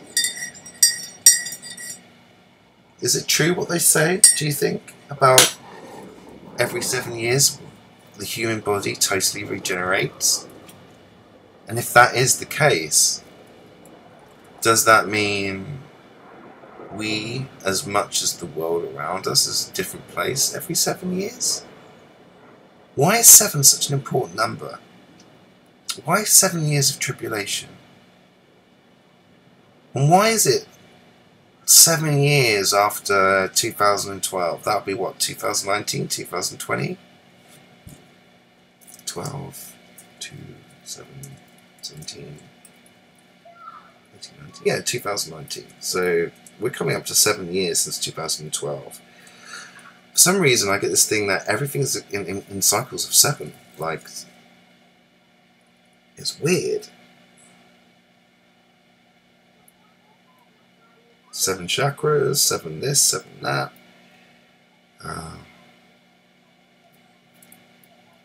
I know there's also 9.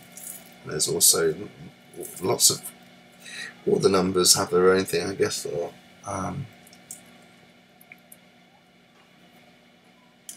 But it's now that suddenly this subtleness, we're suddenly becoming more aware of it. It's almost as if we've become, the depth of that,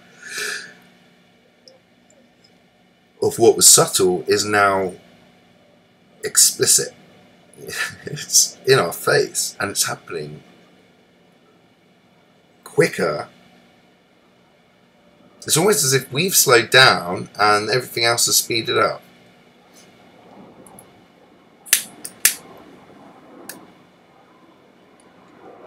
To the degree that the scale of our time perception is changing dramatically. I do believe that there are a few functional aspects to our reality, or universe, omniverse, whatever, which are fundamental aspects, even if they are technically illusions, because, you know, reality matrix. But we've got to understand that there's the matrix, and then whatever's inside the matrix, which we are, is subject to what is to the reality inside that matrix. But then outside of the matrix is another reality altogether. It's like a kind of inception. That's basically all we know, isn't it? Outside of the matrix is another reality. We don't know what the nature of that reality is because we're inside of it.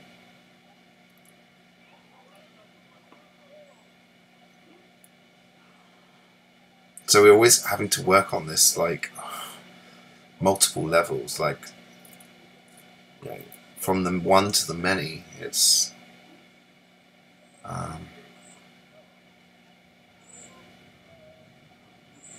having to know which aspect, which attitude of scale that we're actually perceiving. But those double helix patterns that keep appearing, I think they've got something to do with some kind of quantum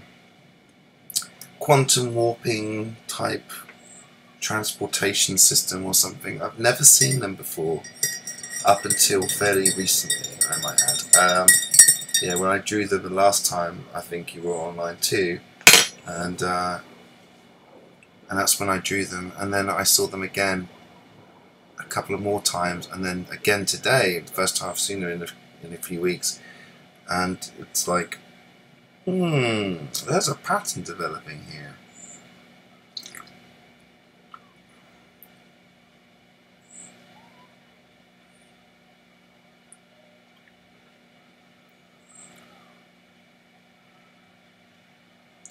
Right. There are times when there's just no amount of visual or auditory input is acceptable, like it's too much. Even the tiniest stimulus of sound or vision can be too much sometimes. It feels like even just opening my eyes and perceiving without trying is even too much sometimes. I think the angle of my camera is a bit skewed. No, maybe it's not.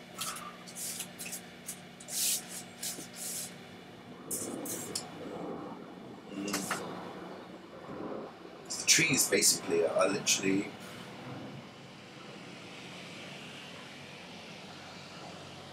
maybe 10 meters away. So at that angle, it literally captures everything from the top of them. No, actually, that is probably the straightest and best angle I've done in a while. Let's check the isometric grid. If I'm in alignment with that, that'll be perfect. Okay, well maybe I'm not in such great alignment with that. But then, to be honest, that roof is a little bit bumpy.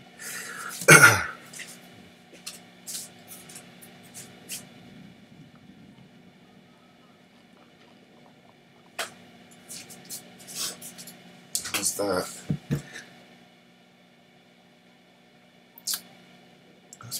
That's a lot better actually. The problem is that tree's got really huge, the one on the left.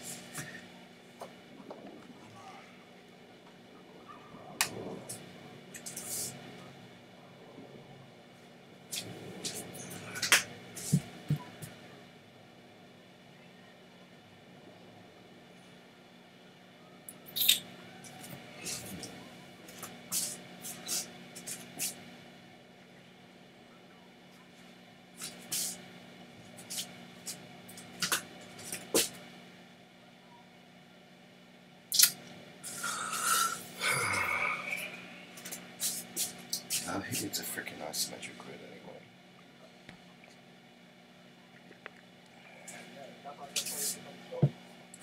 Let's do that. Okay. Because I didn't want that much in there, I just wanted a little.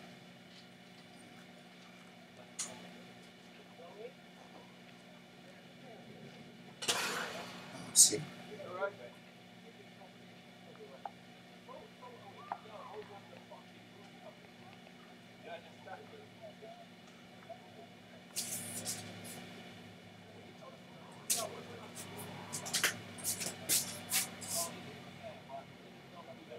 That'll do.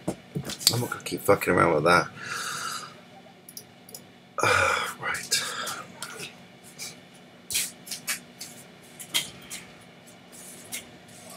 It's not supposed to be in alignment anyway. It doesn't matter. The isometric is there to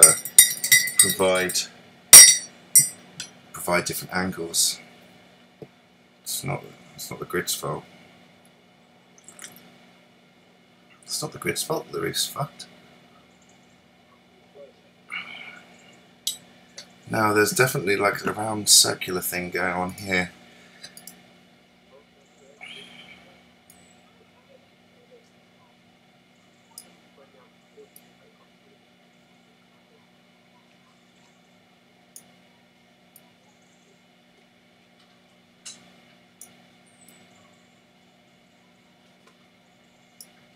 So how do we resolve the Nibiru thing and the flat earth thing? Because the thing is, one thing I've realized is that for every symbolic thing that exists, there is a literal physical manifestation of it, and that the symbology sometimes resembles the literal aspect of it, and sometimes it doesn't embody it at all. It's just a symbol.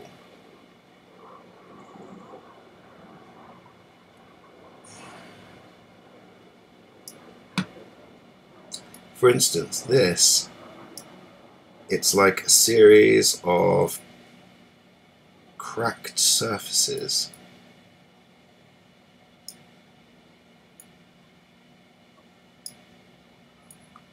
You know?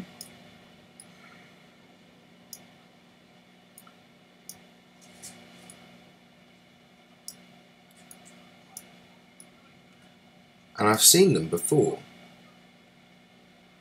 Like I keep saying, you start seeing the same cloud formations more than once, you know they're not fucking clouds.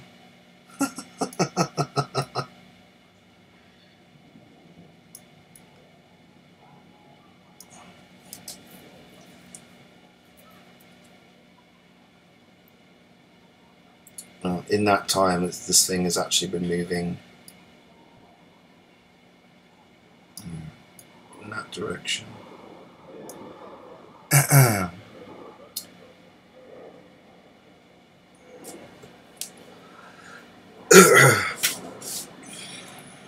Let's just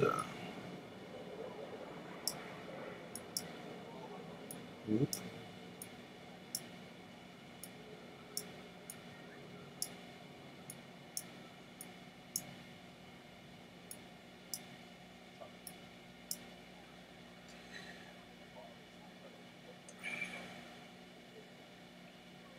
And then there's another thing up here. You see, but there was a time, right, when people thought that space had clouds in it. And that wasn't too long ago, in fact. In fact, I would go so far as to say, yes, that's the thing that gives it away. It's always the same formations. They may look slightly different, but it's only because we're looking at them from different angles anyway, depending on our line of vision. But the thing, and we're not stupid. We can tell that. That's just the simple aspect of human depth perception. We can do that. That's shouldn't be an issue. Although I think for some people it kind of is. It's like, oh, hang on a minute. Do you know how to use your fucking eyes or what? Like, isn't that the point of being an artist? Isn't that our remit anyway? Aren't we just doing what we're supposed to be doing? By being able to see and not necessarily the same things as other people? Isn't that the job of an artist? To have eyes to see and ears to hear, to have senses that know or can discover.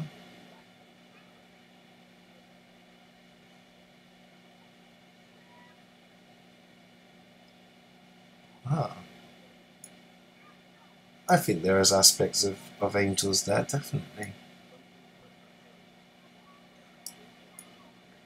I'm not sure about what space is, but as I was saying, there was a time not long ago where we believed that clouds were actually in space.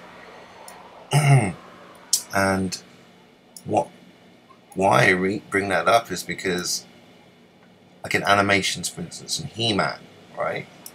You see, okay, these are just animations, but we also know that with all this stuff, it's like, what is fiction isn't necessarily fiction. And maybe it was real. It was kind of our mythology, that every time somebody creates something, they're literally bringing the past or the future to life. So I don't know. I personally think all of it's possible. All of it is happening. All of it is there. Everything we've conjured up through the eons of our existence as beings. We've already created it. We've manifested so much already.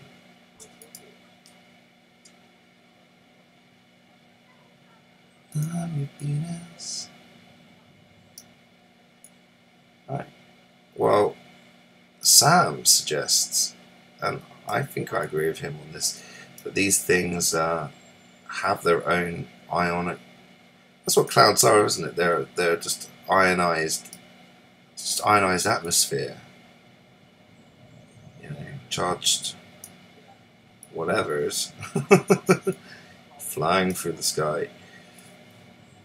I've never really seen clouds creating such definitive shapes and lines, though.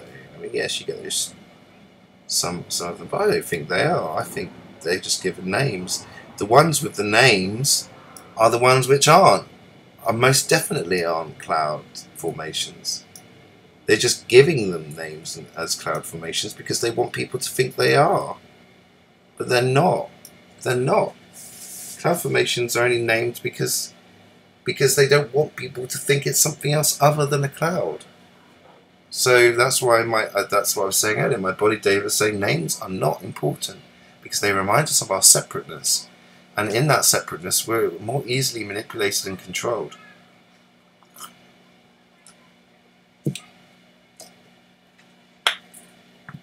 So when we start to identify as one thing or another, it's a bit late for that now, really. Thinking about it, it's a bit too late. But oh no, have I run out of honey? Shit.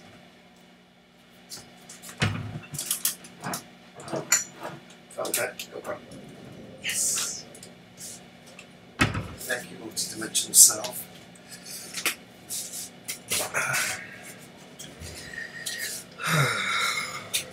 I swear I went through all of them.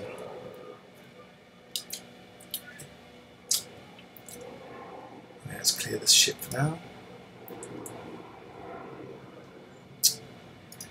Turn exposure off. Gamma, I will turn you up. Just a little bit.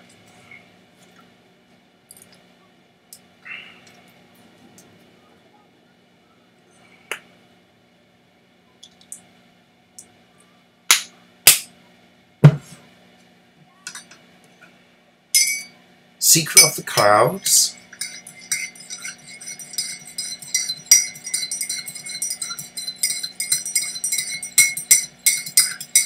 Yes, I agree. I would say that that's probably true, actually.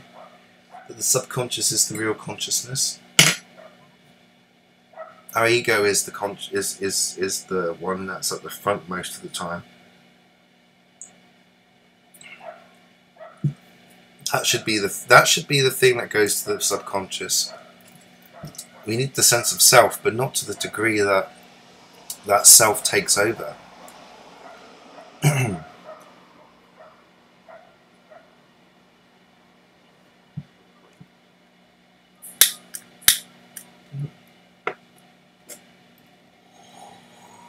Well, do you know what? Maybe we should meet up sometime. If either of us are actually capable of leaving the confines of our immediate homes, period places,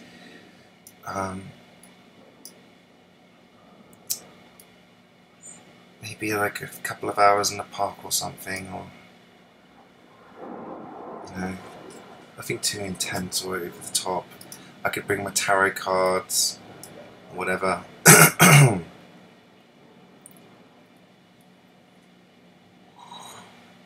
See, I don't even know if ego death is a good thing either, though. That's the thing. I think ego is necessary to get us through the three-dimensional, and I think at this time we're going to be pretty much stuck with our three-dimensional forms, even if our consciousnesses are raising above 3 dimensions. So, I mean, that's the whole point. We're just reconnecting with our actual selves, which exist outside of the 3-dimensional.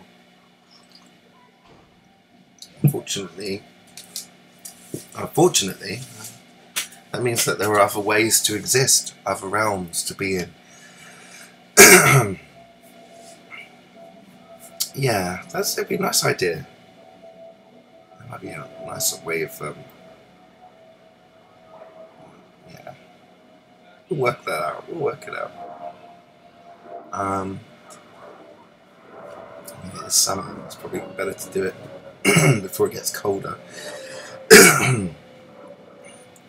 We do. That's the thing. That's what the ego is good for. But it's so very easy for the ego to completely take over. I don't so much want it dead or anything. I just want to kind of keep it under a tight leash.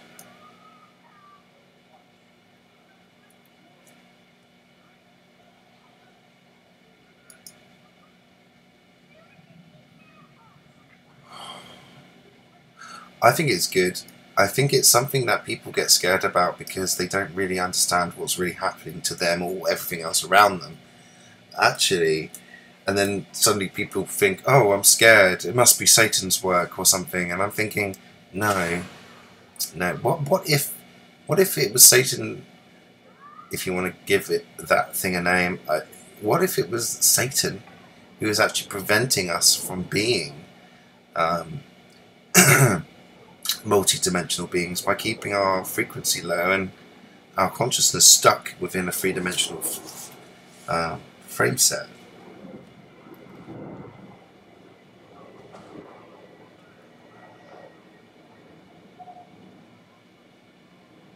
There isn't, yeah. Well, you start not looking after yourself. That's the problem. Not such a good thing if you also have a drug issue, which I went through a period of for a while there. You neglect everything. But there's also an aspect of that which is also depression related to having to find your own sense of self and purpose again. You know, and actually feel like it's worth it, like it matters. It may not matter to many other people, but the fact that it matters to you should be enough. But you know, if you've grown up like we have, feeling like you're not good enough, then that's a different matter. It becomes, you have to get over that first.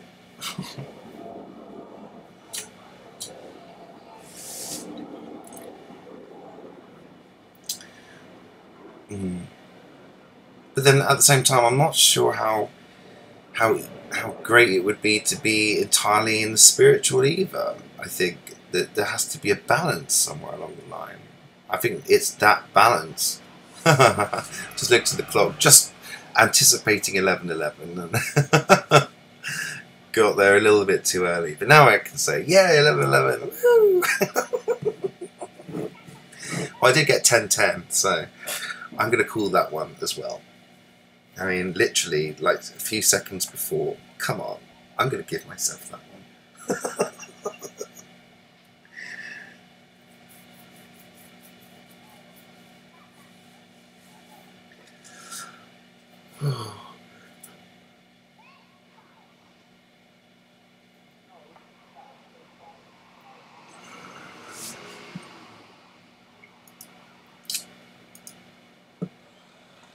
I definitely think they were spraying for a while. Have you noted there's like a different shade of blue right here? Kind of like that. Very different shade of blue. Sam would probably say that that's just...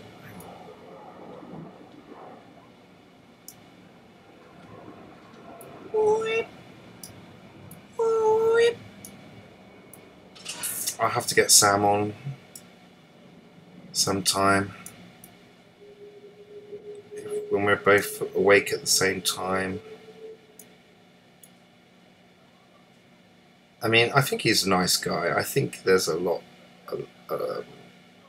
He genuinely, obviously believes what he says, and I think there is some truth in it.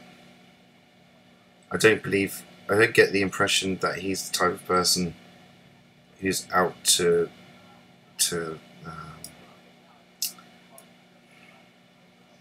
fleece anyone. You know, I don't think he's a shill, but like some other people in different aspects, I do think that sticking to one idea and not being flexible enough to try and incorporate other ideas or mix and match, which I think is really important to do.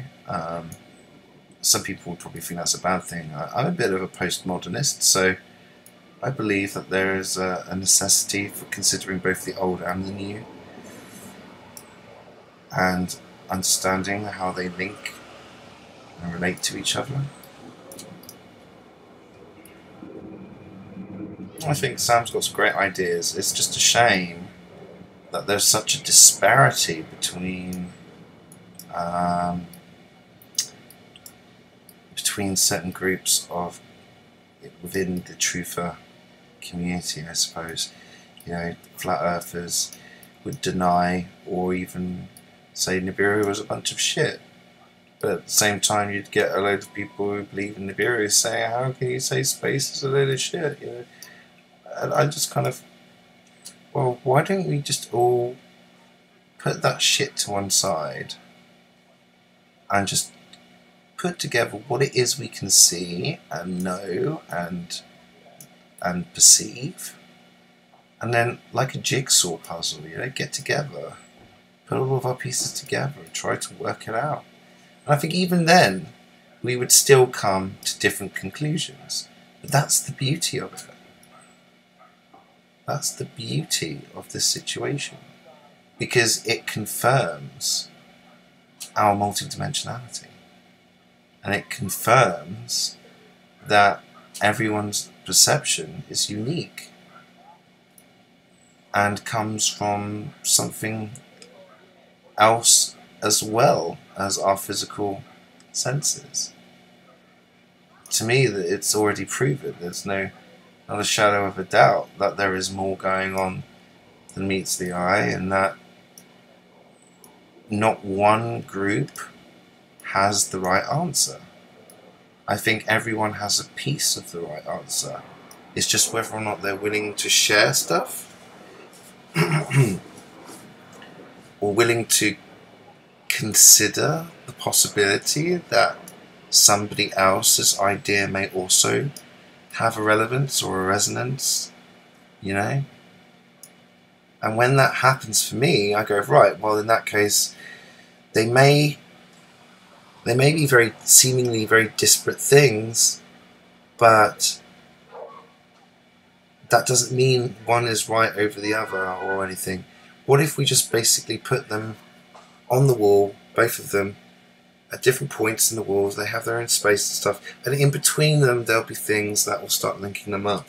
Because we know that all of this stuff is linked somehow. Everything is linked to one thing, which is linked to another thing, which is linked to another thing, and there is a very obvious web and linkage going on somewhere.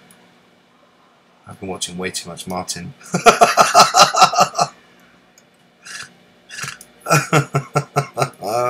And I snorted like a pig.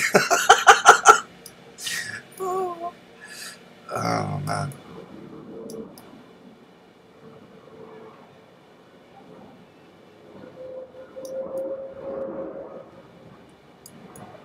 Right, okay, well, one thing I'm going to say, Jax, is have a think over the next day or two about it.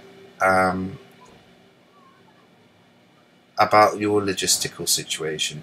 What is doable for you? What is realistically something you can cope with and be capable of, which isn't going to be pushing you too much? And then we'll try and meet halfway somehow, in one way or another. I know we both have concerns about stuff in our own lives. For me, it's actually being outside at all. But if I'm in the right situation and I'm having a good day, or if I've taken my medication beforehand, I can usually cope with being away from home for a little while. So like maybe a couple of hours or something like that. I don't mind. Do you know the worst part of it is being out in public spaces and being around other people. That's the thing I have difficulty the most with, because I literally cannot bear to be around too many other people. It's just too much. It's I think it's something that's had to happen recently. I'm like reaching brand new levels of empath that I didn't think were possible. And now I'm at that state where I'm thinking, fuck, I'm too sensitive to this. You know. Do you know what? The angel stuff, right? Mechanical angels, that rings a few fucking bells, I'll tell you that. Because some of these entities are absolutely fucking massive. And they've got very rigid, angular aspects to them, like giant mechanical eyes, right? And if I remember rightly, there was this thing in the Gnostic texts about how the angels were not humanoid in their appearance. They were the manifestation of human body parts. So like eyes and teeth and fingers and elbows and stuff like that, right?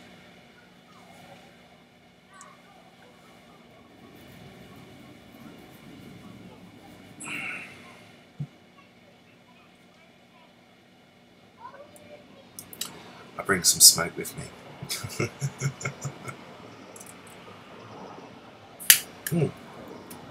Alternatively, if you want to trip into Camberwell, I'd very happily meet you somewhere nearby and show you this park that I go to, that I live near. And if necessary, we can, if the weather's bad or you fancy a cup of tea and you don't want to spend one at the cafe. I'm literally just around the corner. My tiny little studio But seriously, we'll come to an arrangement. I think it's important that some of us do meet up. Purely spiritual reasons, actually. Well, not purely spiritual. I mean, like, it'd be nice to meet up as people, I guess. But I actually think there's a spiritual connection between us. Not just you and me, but I mean, with all of the Skywatch community. And maybe the people who think they're demons. I don't know. I don't think they're demons. If they are demons, I don't think they're actually demons. I think they're actually good beings, light beings. Camberwell, there's some stuff in Camberwell, so I mean, it's not too central. It's away from the hubbub. It's on the right side of the river. So it's not too bad. It's not too difficult. In fact, I know that there is the Denmark Hill train station, which I believe is something that actually may be helpful. You probably might. I'm assuming you would need to get the is it a DLR, something like that. I reckon Martin's comets. I reckon they're in our skies, and they are some of the things we're seeing, but we've got a lot more crap in our skies these days, so we're not seeing them as clearly. But definitely some of those formations look like the tails of those comets that we've seen in those pictures. That book is fucking priceless. That little book of comets. When I saw that, I downloaded it. I had to have it. It was almost like a little guidebook. And do you know what? Another thing, it felt like I drew it. It felt like I did it from years ago. Oh, voxels are good. Excellent, yeah. Voxels usually about as far as I go.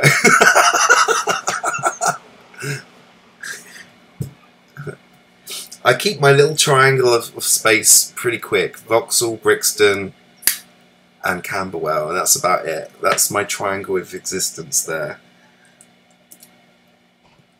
And I'm quite happy with that. Quite honestly, I couldn't live closer to central London again. That was just insane. I realise now, thinking about it, I was under immense stress just by living on Kennington Lane. It was just it was a nightmare, just because of the traffic.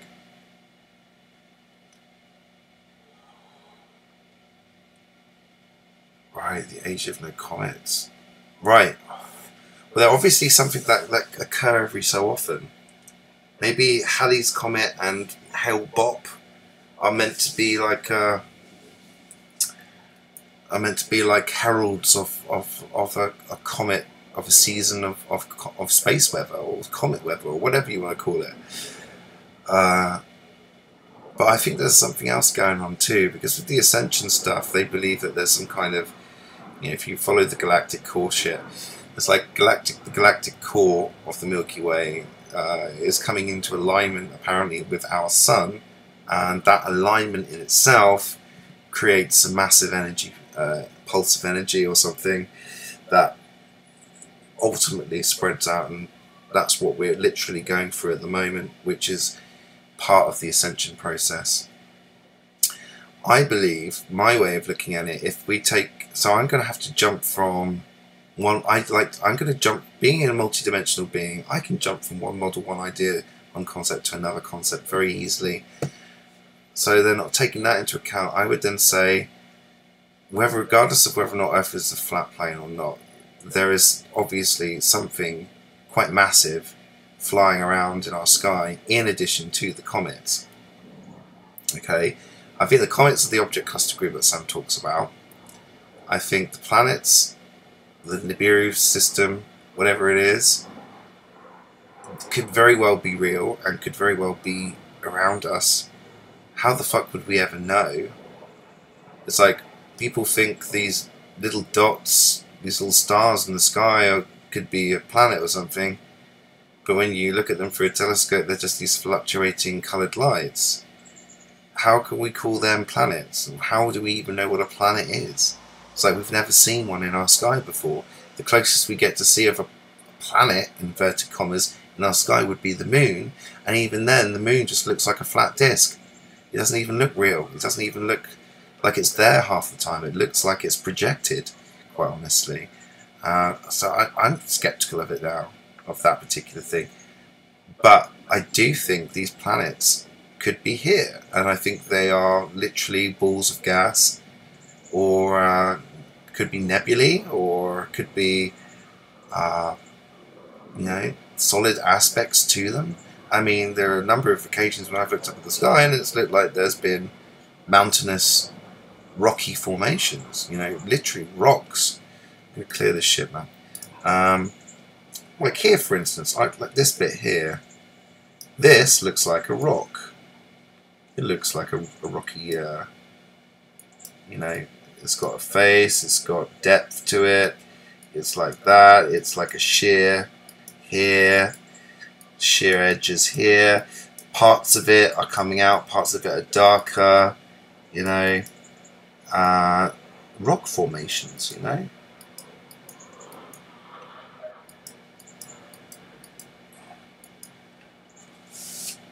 Here and there, and, you know, patterns, shapes. This is like very obvious. And then there's this ground here, this thing, and I've seen this a few times too. It's like it's almost like what's the word? A crater, actually. I'm thinking to myself, what the fuck is a crater doing? You know, but then it could be a rock with holes in it. You know, like you can get hot rocks with holes in them. That happens. So I mean, why wouldn't there necessarily be rocks with holes in them which are a lot bigger? I mean, for all we know, we could be. This could be a floating. These could just be pieces of floating rock, or something. It could be mountains in the sky. You know, I don't. Who fucking knows? I mean, none of us would really be able to say what's what anyway until it became totally visible. But I do look at this and I think to myself, this looks like the rocky hang on. Like it looks like igneous rock, right? You know, that rocky, holy type stuff here. Very definitive shape too. Now that could either be a projection. Then you've got this thing here. Oh my god, look at this. Holes. Holes. You know, it's given away. It's the light and the dark. Shadows and light. As Joni Mitchell would probably say. Well, that's the thing. I'm starting to wonder if the little realms, you know, there have been times when I've literally seen what looks like a floating island or a floating thing like that. It has like a dome over it, and then this kind of jagged kind of floating rock thing under it. They're just houses and stuff, you know. And then I saw these amazing images, right? So I was thinking to myself, okay, if it's not flat Earth, it's not round Earth, it's not any of those Earths, what else could it be? What other ways could we perceive a reality? And so I was thinking image. Okay, well that's an old image. I'll let that play while I'm looking for the other one. And then I came across Sun Machine there. And I came across, what was it now? Where did I put it? Ah, okay, I came across something called Ring World. Okay. Well, a little bit big there. Let's try and make that smaller. Image, transform, reset transform. Found this image. And I thought to myself, that's interesting. There's a number of times I have looked up and I swear I have seen the sky or something bending over me, as it, or the ground bending out, you know, upwards and outwards. Like, I'm inside, not outside. You know, the number of times I keep thinking to myself, inside and outside. Then I remember seeing that John, is it John Hurt? No. Right, an artist. And what was his name?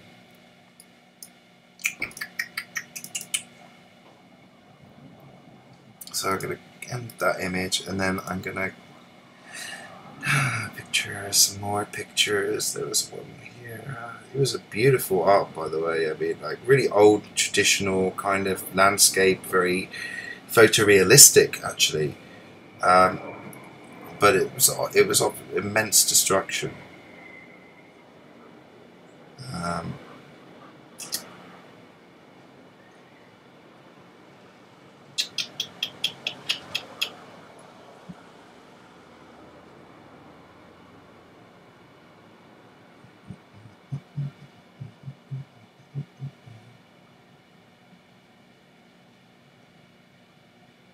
Oh wow. Huh.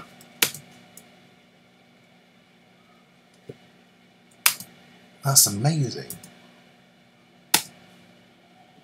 It's like when you come across photos and stuff, and you look at them multiple times, and you see them again after not seeing them for a while, and it just dawns on you like, whoa, I can see something. I can see something more than what I was able to see before. And it's just insane.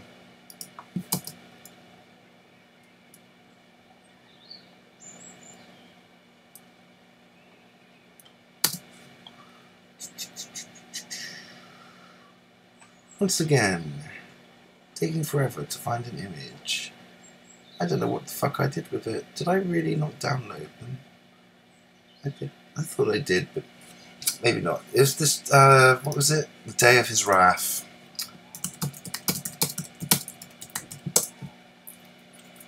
Come on, come on, come on, come on, come on, come on, come on, come on, come on, come on. The Great Day of His Wrath. John Martin, that was it. Artist John Martin. Fascinating paintings. And I was looking at some of these. There was another one that he did. I'm going to put John Martin.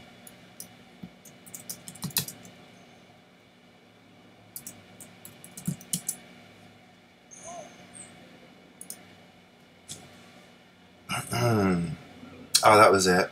This one. Actually, a couple of them, in fact. A couple of them made me suddenly think, hang on a minute. Hang on a minute. This is inside. We are in fucking side.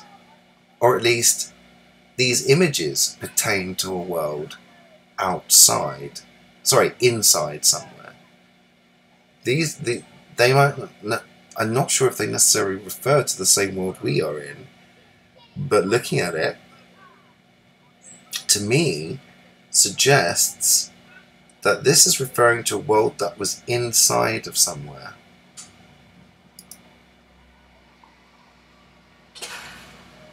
All of his paintings look like inside of something.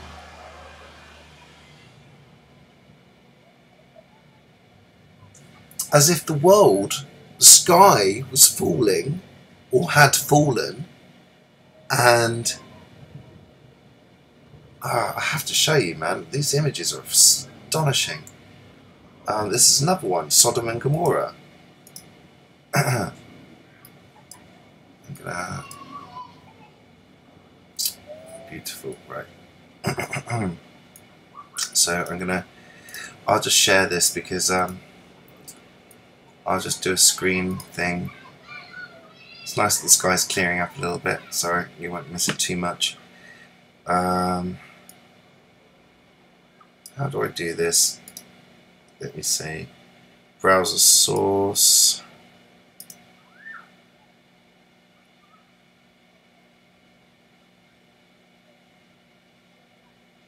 No, not that actually.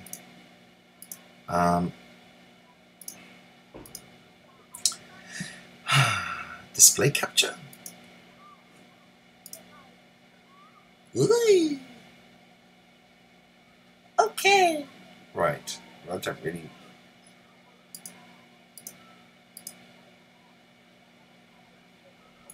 No, that's not what I wanted either.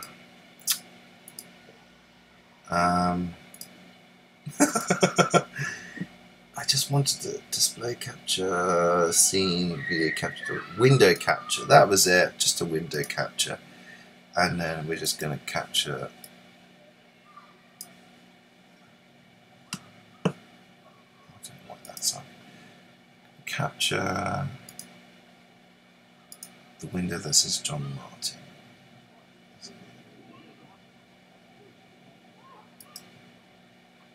Okay, here we go.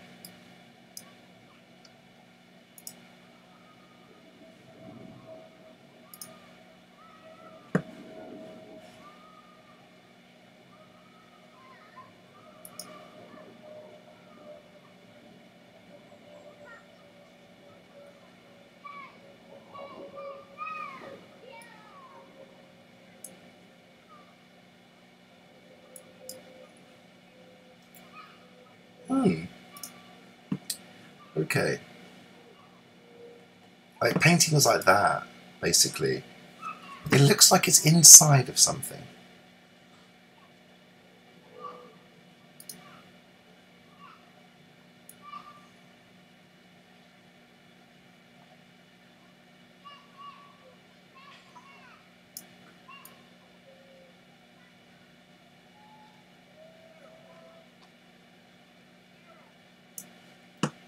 I'll do. Let me go back to here. Where is my full screen? I'll make you a little bit. I want you more rectangular.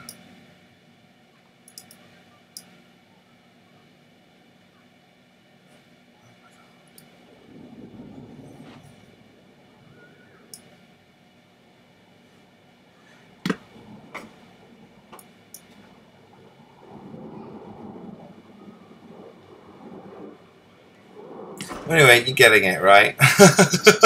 You got it. So look at that one. And then there's another one here. And which one was it? And it's astonishing. I look at it. And then I look at this thing here. Oh, there's a better one than that.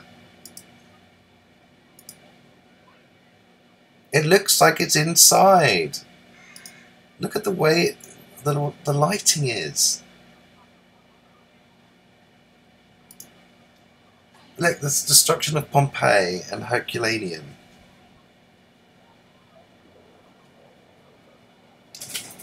They're inside.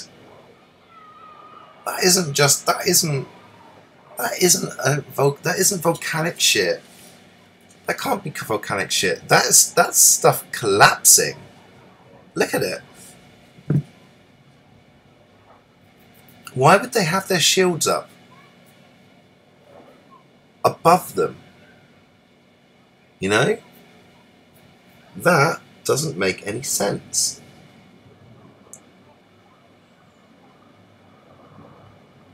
People think that's lightning. It's not fucking lightning. Lightning doesn't...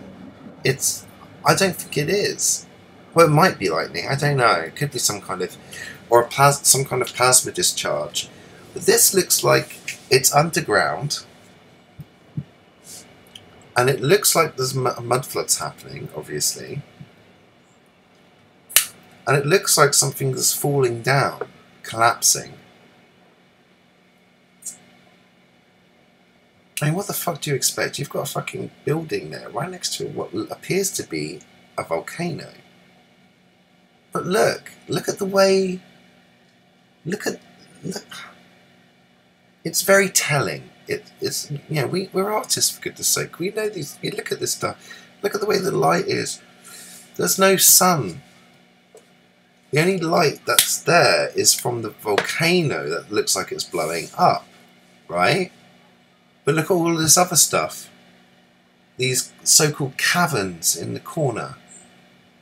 It's falling down. Something's falling down. These are like almost like trees or like a cavern or something. Underground.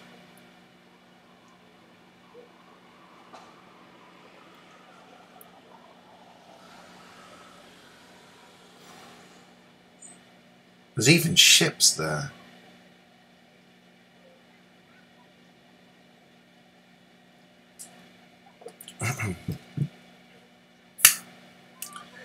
To me, the lighting is very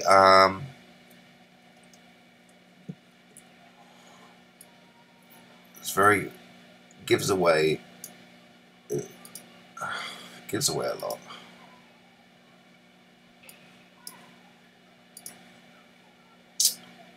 Where was I? Where's my... I don't know what the fuck I've done. I'm done with the higher self one.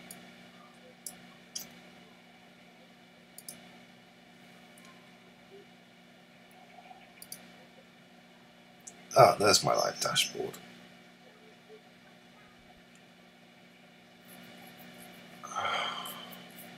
Another realm coming through? Or, if you were to think about it, right, what if that was the firmament, and the firmament was coming down, and it was actually the firmament that collapsed in certain areas, and that's what caused the mud flood? Just a wild putting it out there type of thing.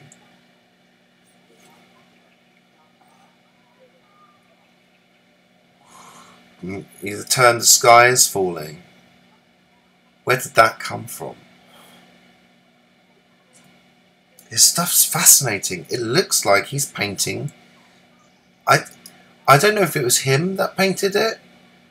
I'm starting to wonder if these works are a lot older or based on some kind of truth. Almost every single one of them gives an impression of there being an inside, and the inside collapsing and the outside becoming exposed. An apocalypse, in a sense. An actual physical apocalypse.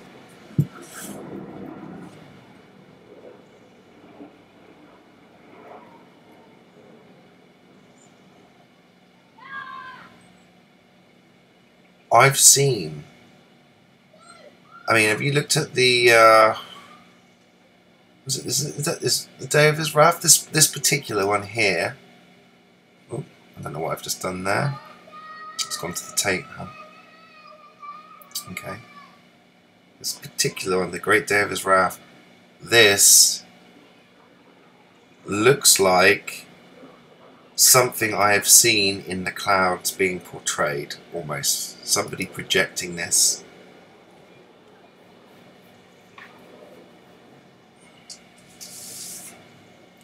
I'm using OBS, and the thing about OBS is you can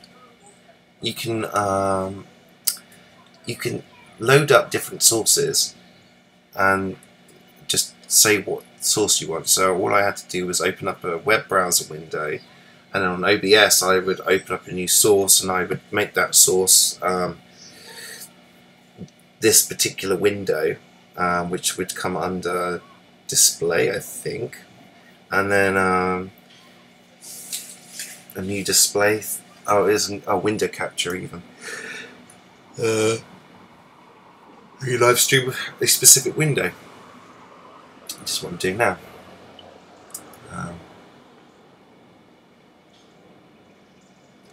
It's interesting. I'm gonna try something.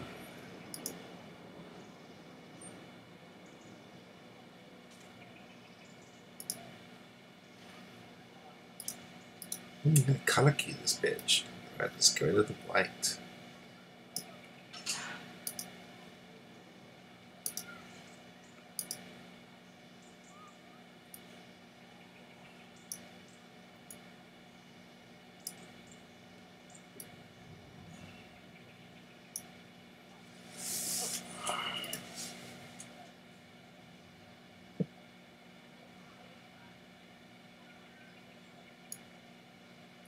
Yeah, it should be available. I don't know what, if you. It's yeah. I use it's on my desktop. I don't know. It definitely requires a computer rather than a mobile device.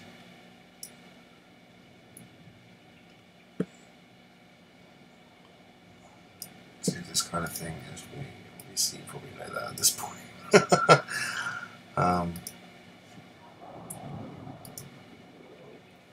Yeah, it's very interesting work. I do love this kind of apocalyptic kind of photorealistic stuff. You know, there's so much to it, so much detail. One would find it hard to imagine. Oh, pardon me. One would find it hard to imagine that somebody was capable of painting all of that. You know, it's more photographic than anything. I do wonder if that's how they did stuff though. If they actually took photographs and painted over them, and that's how they did half of this stuff. That initially these things come out as black and white prints, and then they start adding layers of paint over it.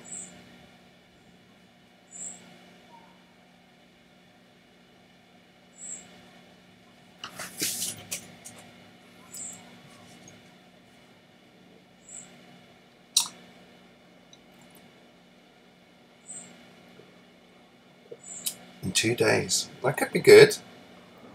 That could be good. I'll have to buzz you my details.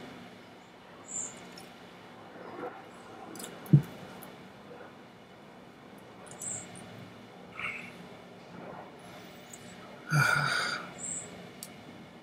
gonna pop off for a bit myself actually.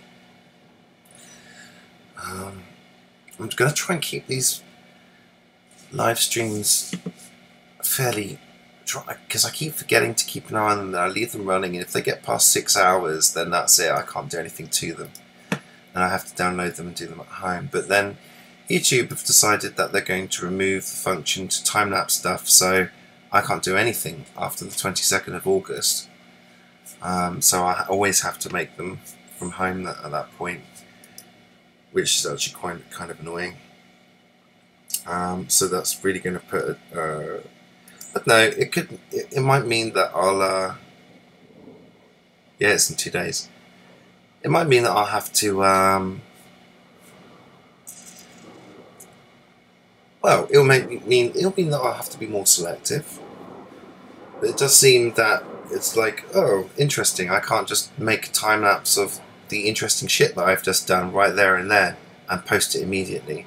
You know, I can't do it anymore. Whereas before, at the moment I can, but from the 22nd that will no longer be a function that's available, which is actually kind of a piss take actually. So yeah, I've thought about complaining to YouTube about it, but I don't think it's going to make a blind bit of fucking difference at this point.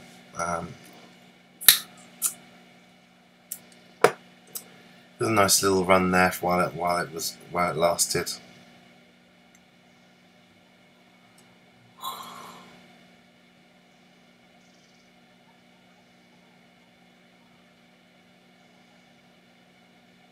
Oh yeah, definitely.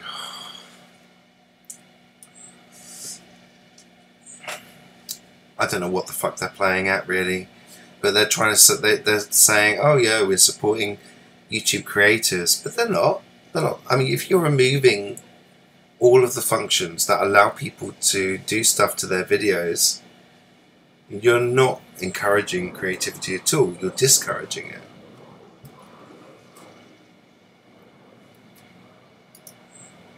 In fact, I'm going to see if YouTube actually released a community video about that. because I'm going to leave that comment.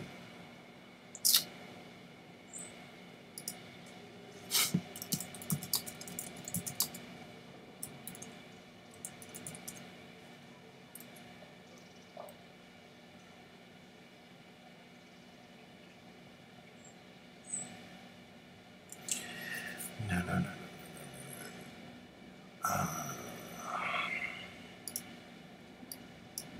I mean, the editing facility was shit anyway, but at least it was the basics. Now they're removing the basics, and my computer's decided to slow right fucking down. So I'm going to turn this off, this display off now. And I'm going to end the live stream, and I'm going to get on with some stuff. So have a great day, and I'll try and get in touch, message you direct somehow, and we'll sort something out. 8th of August sounds pretty cool, so that'll be good. Alright, bye for now.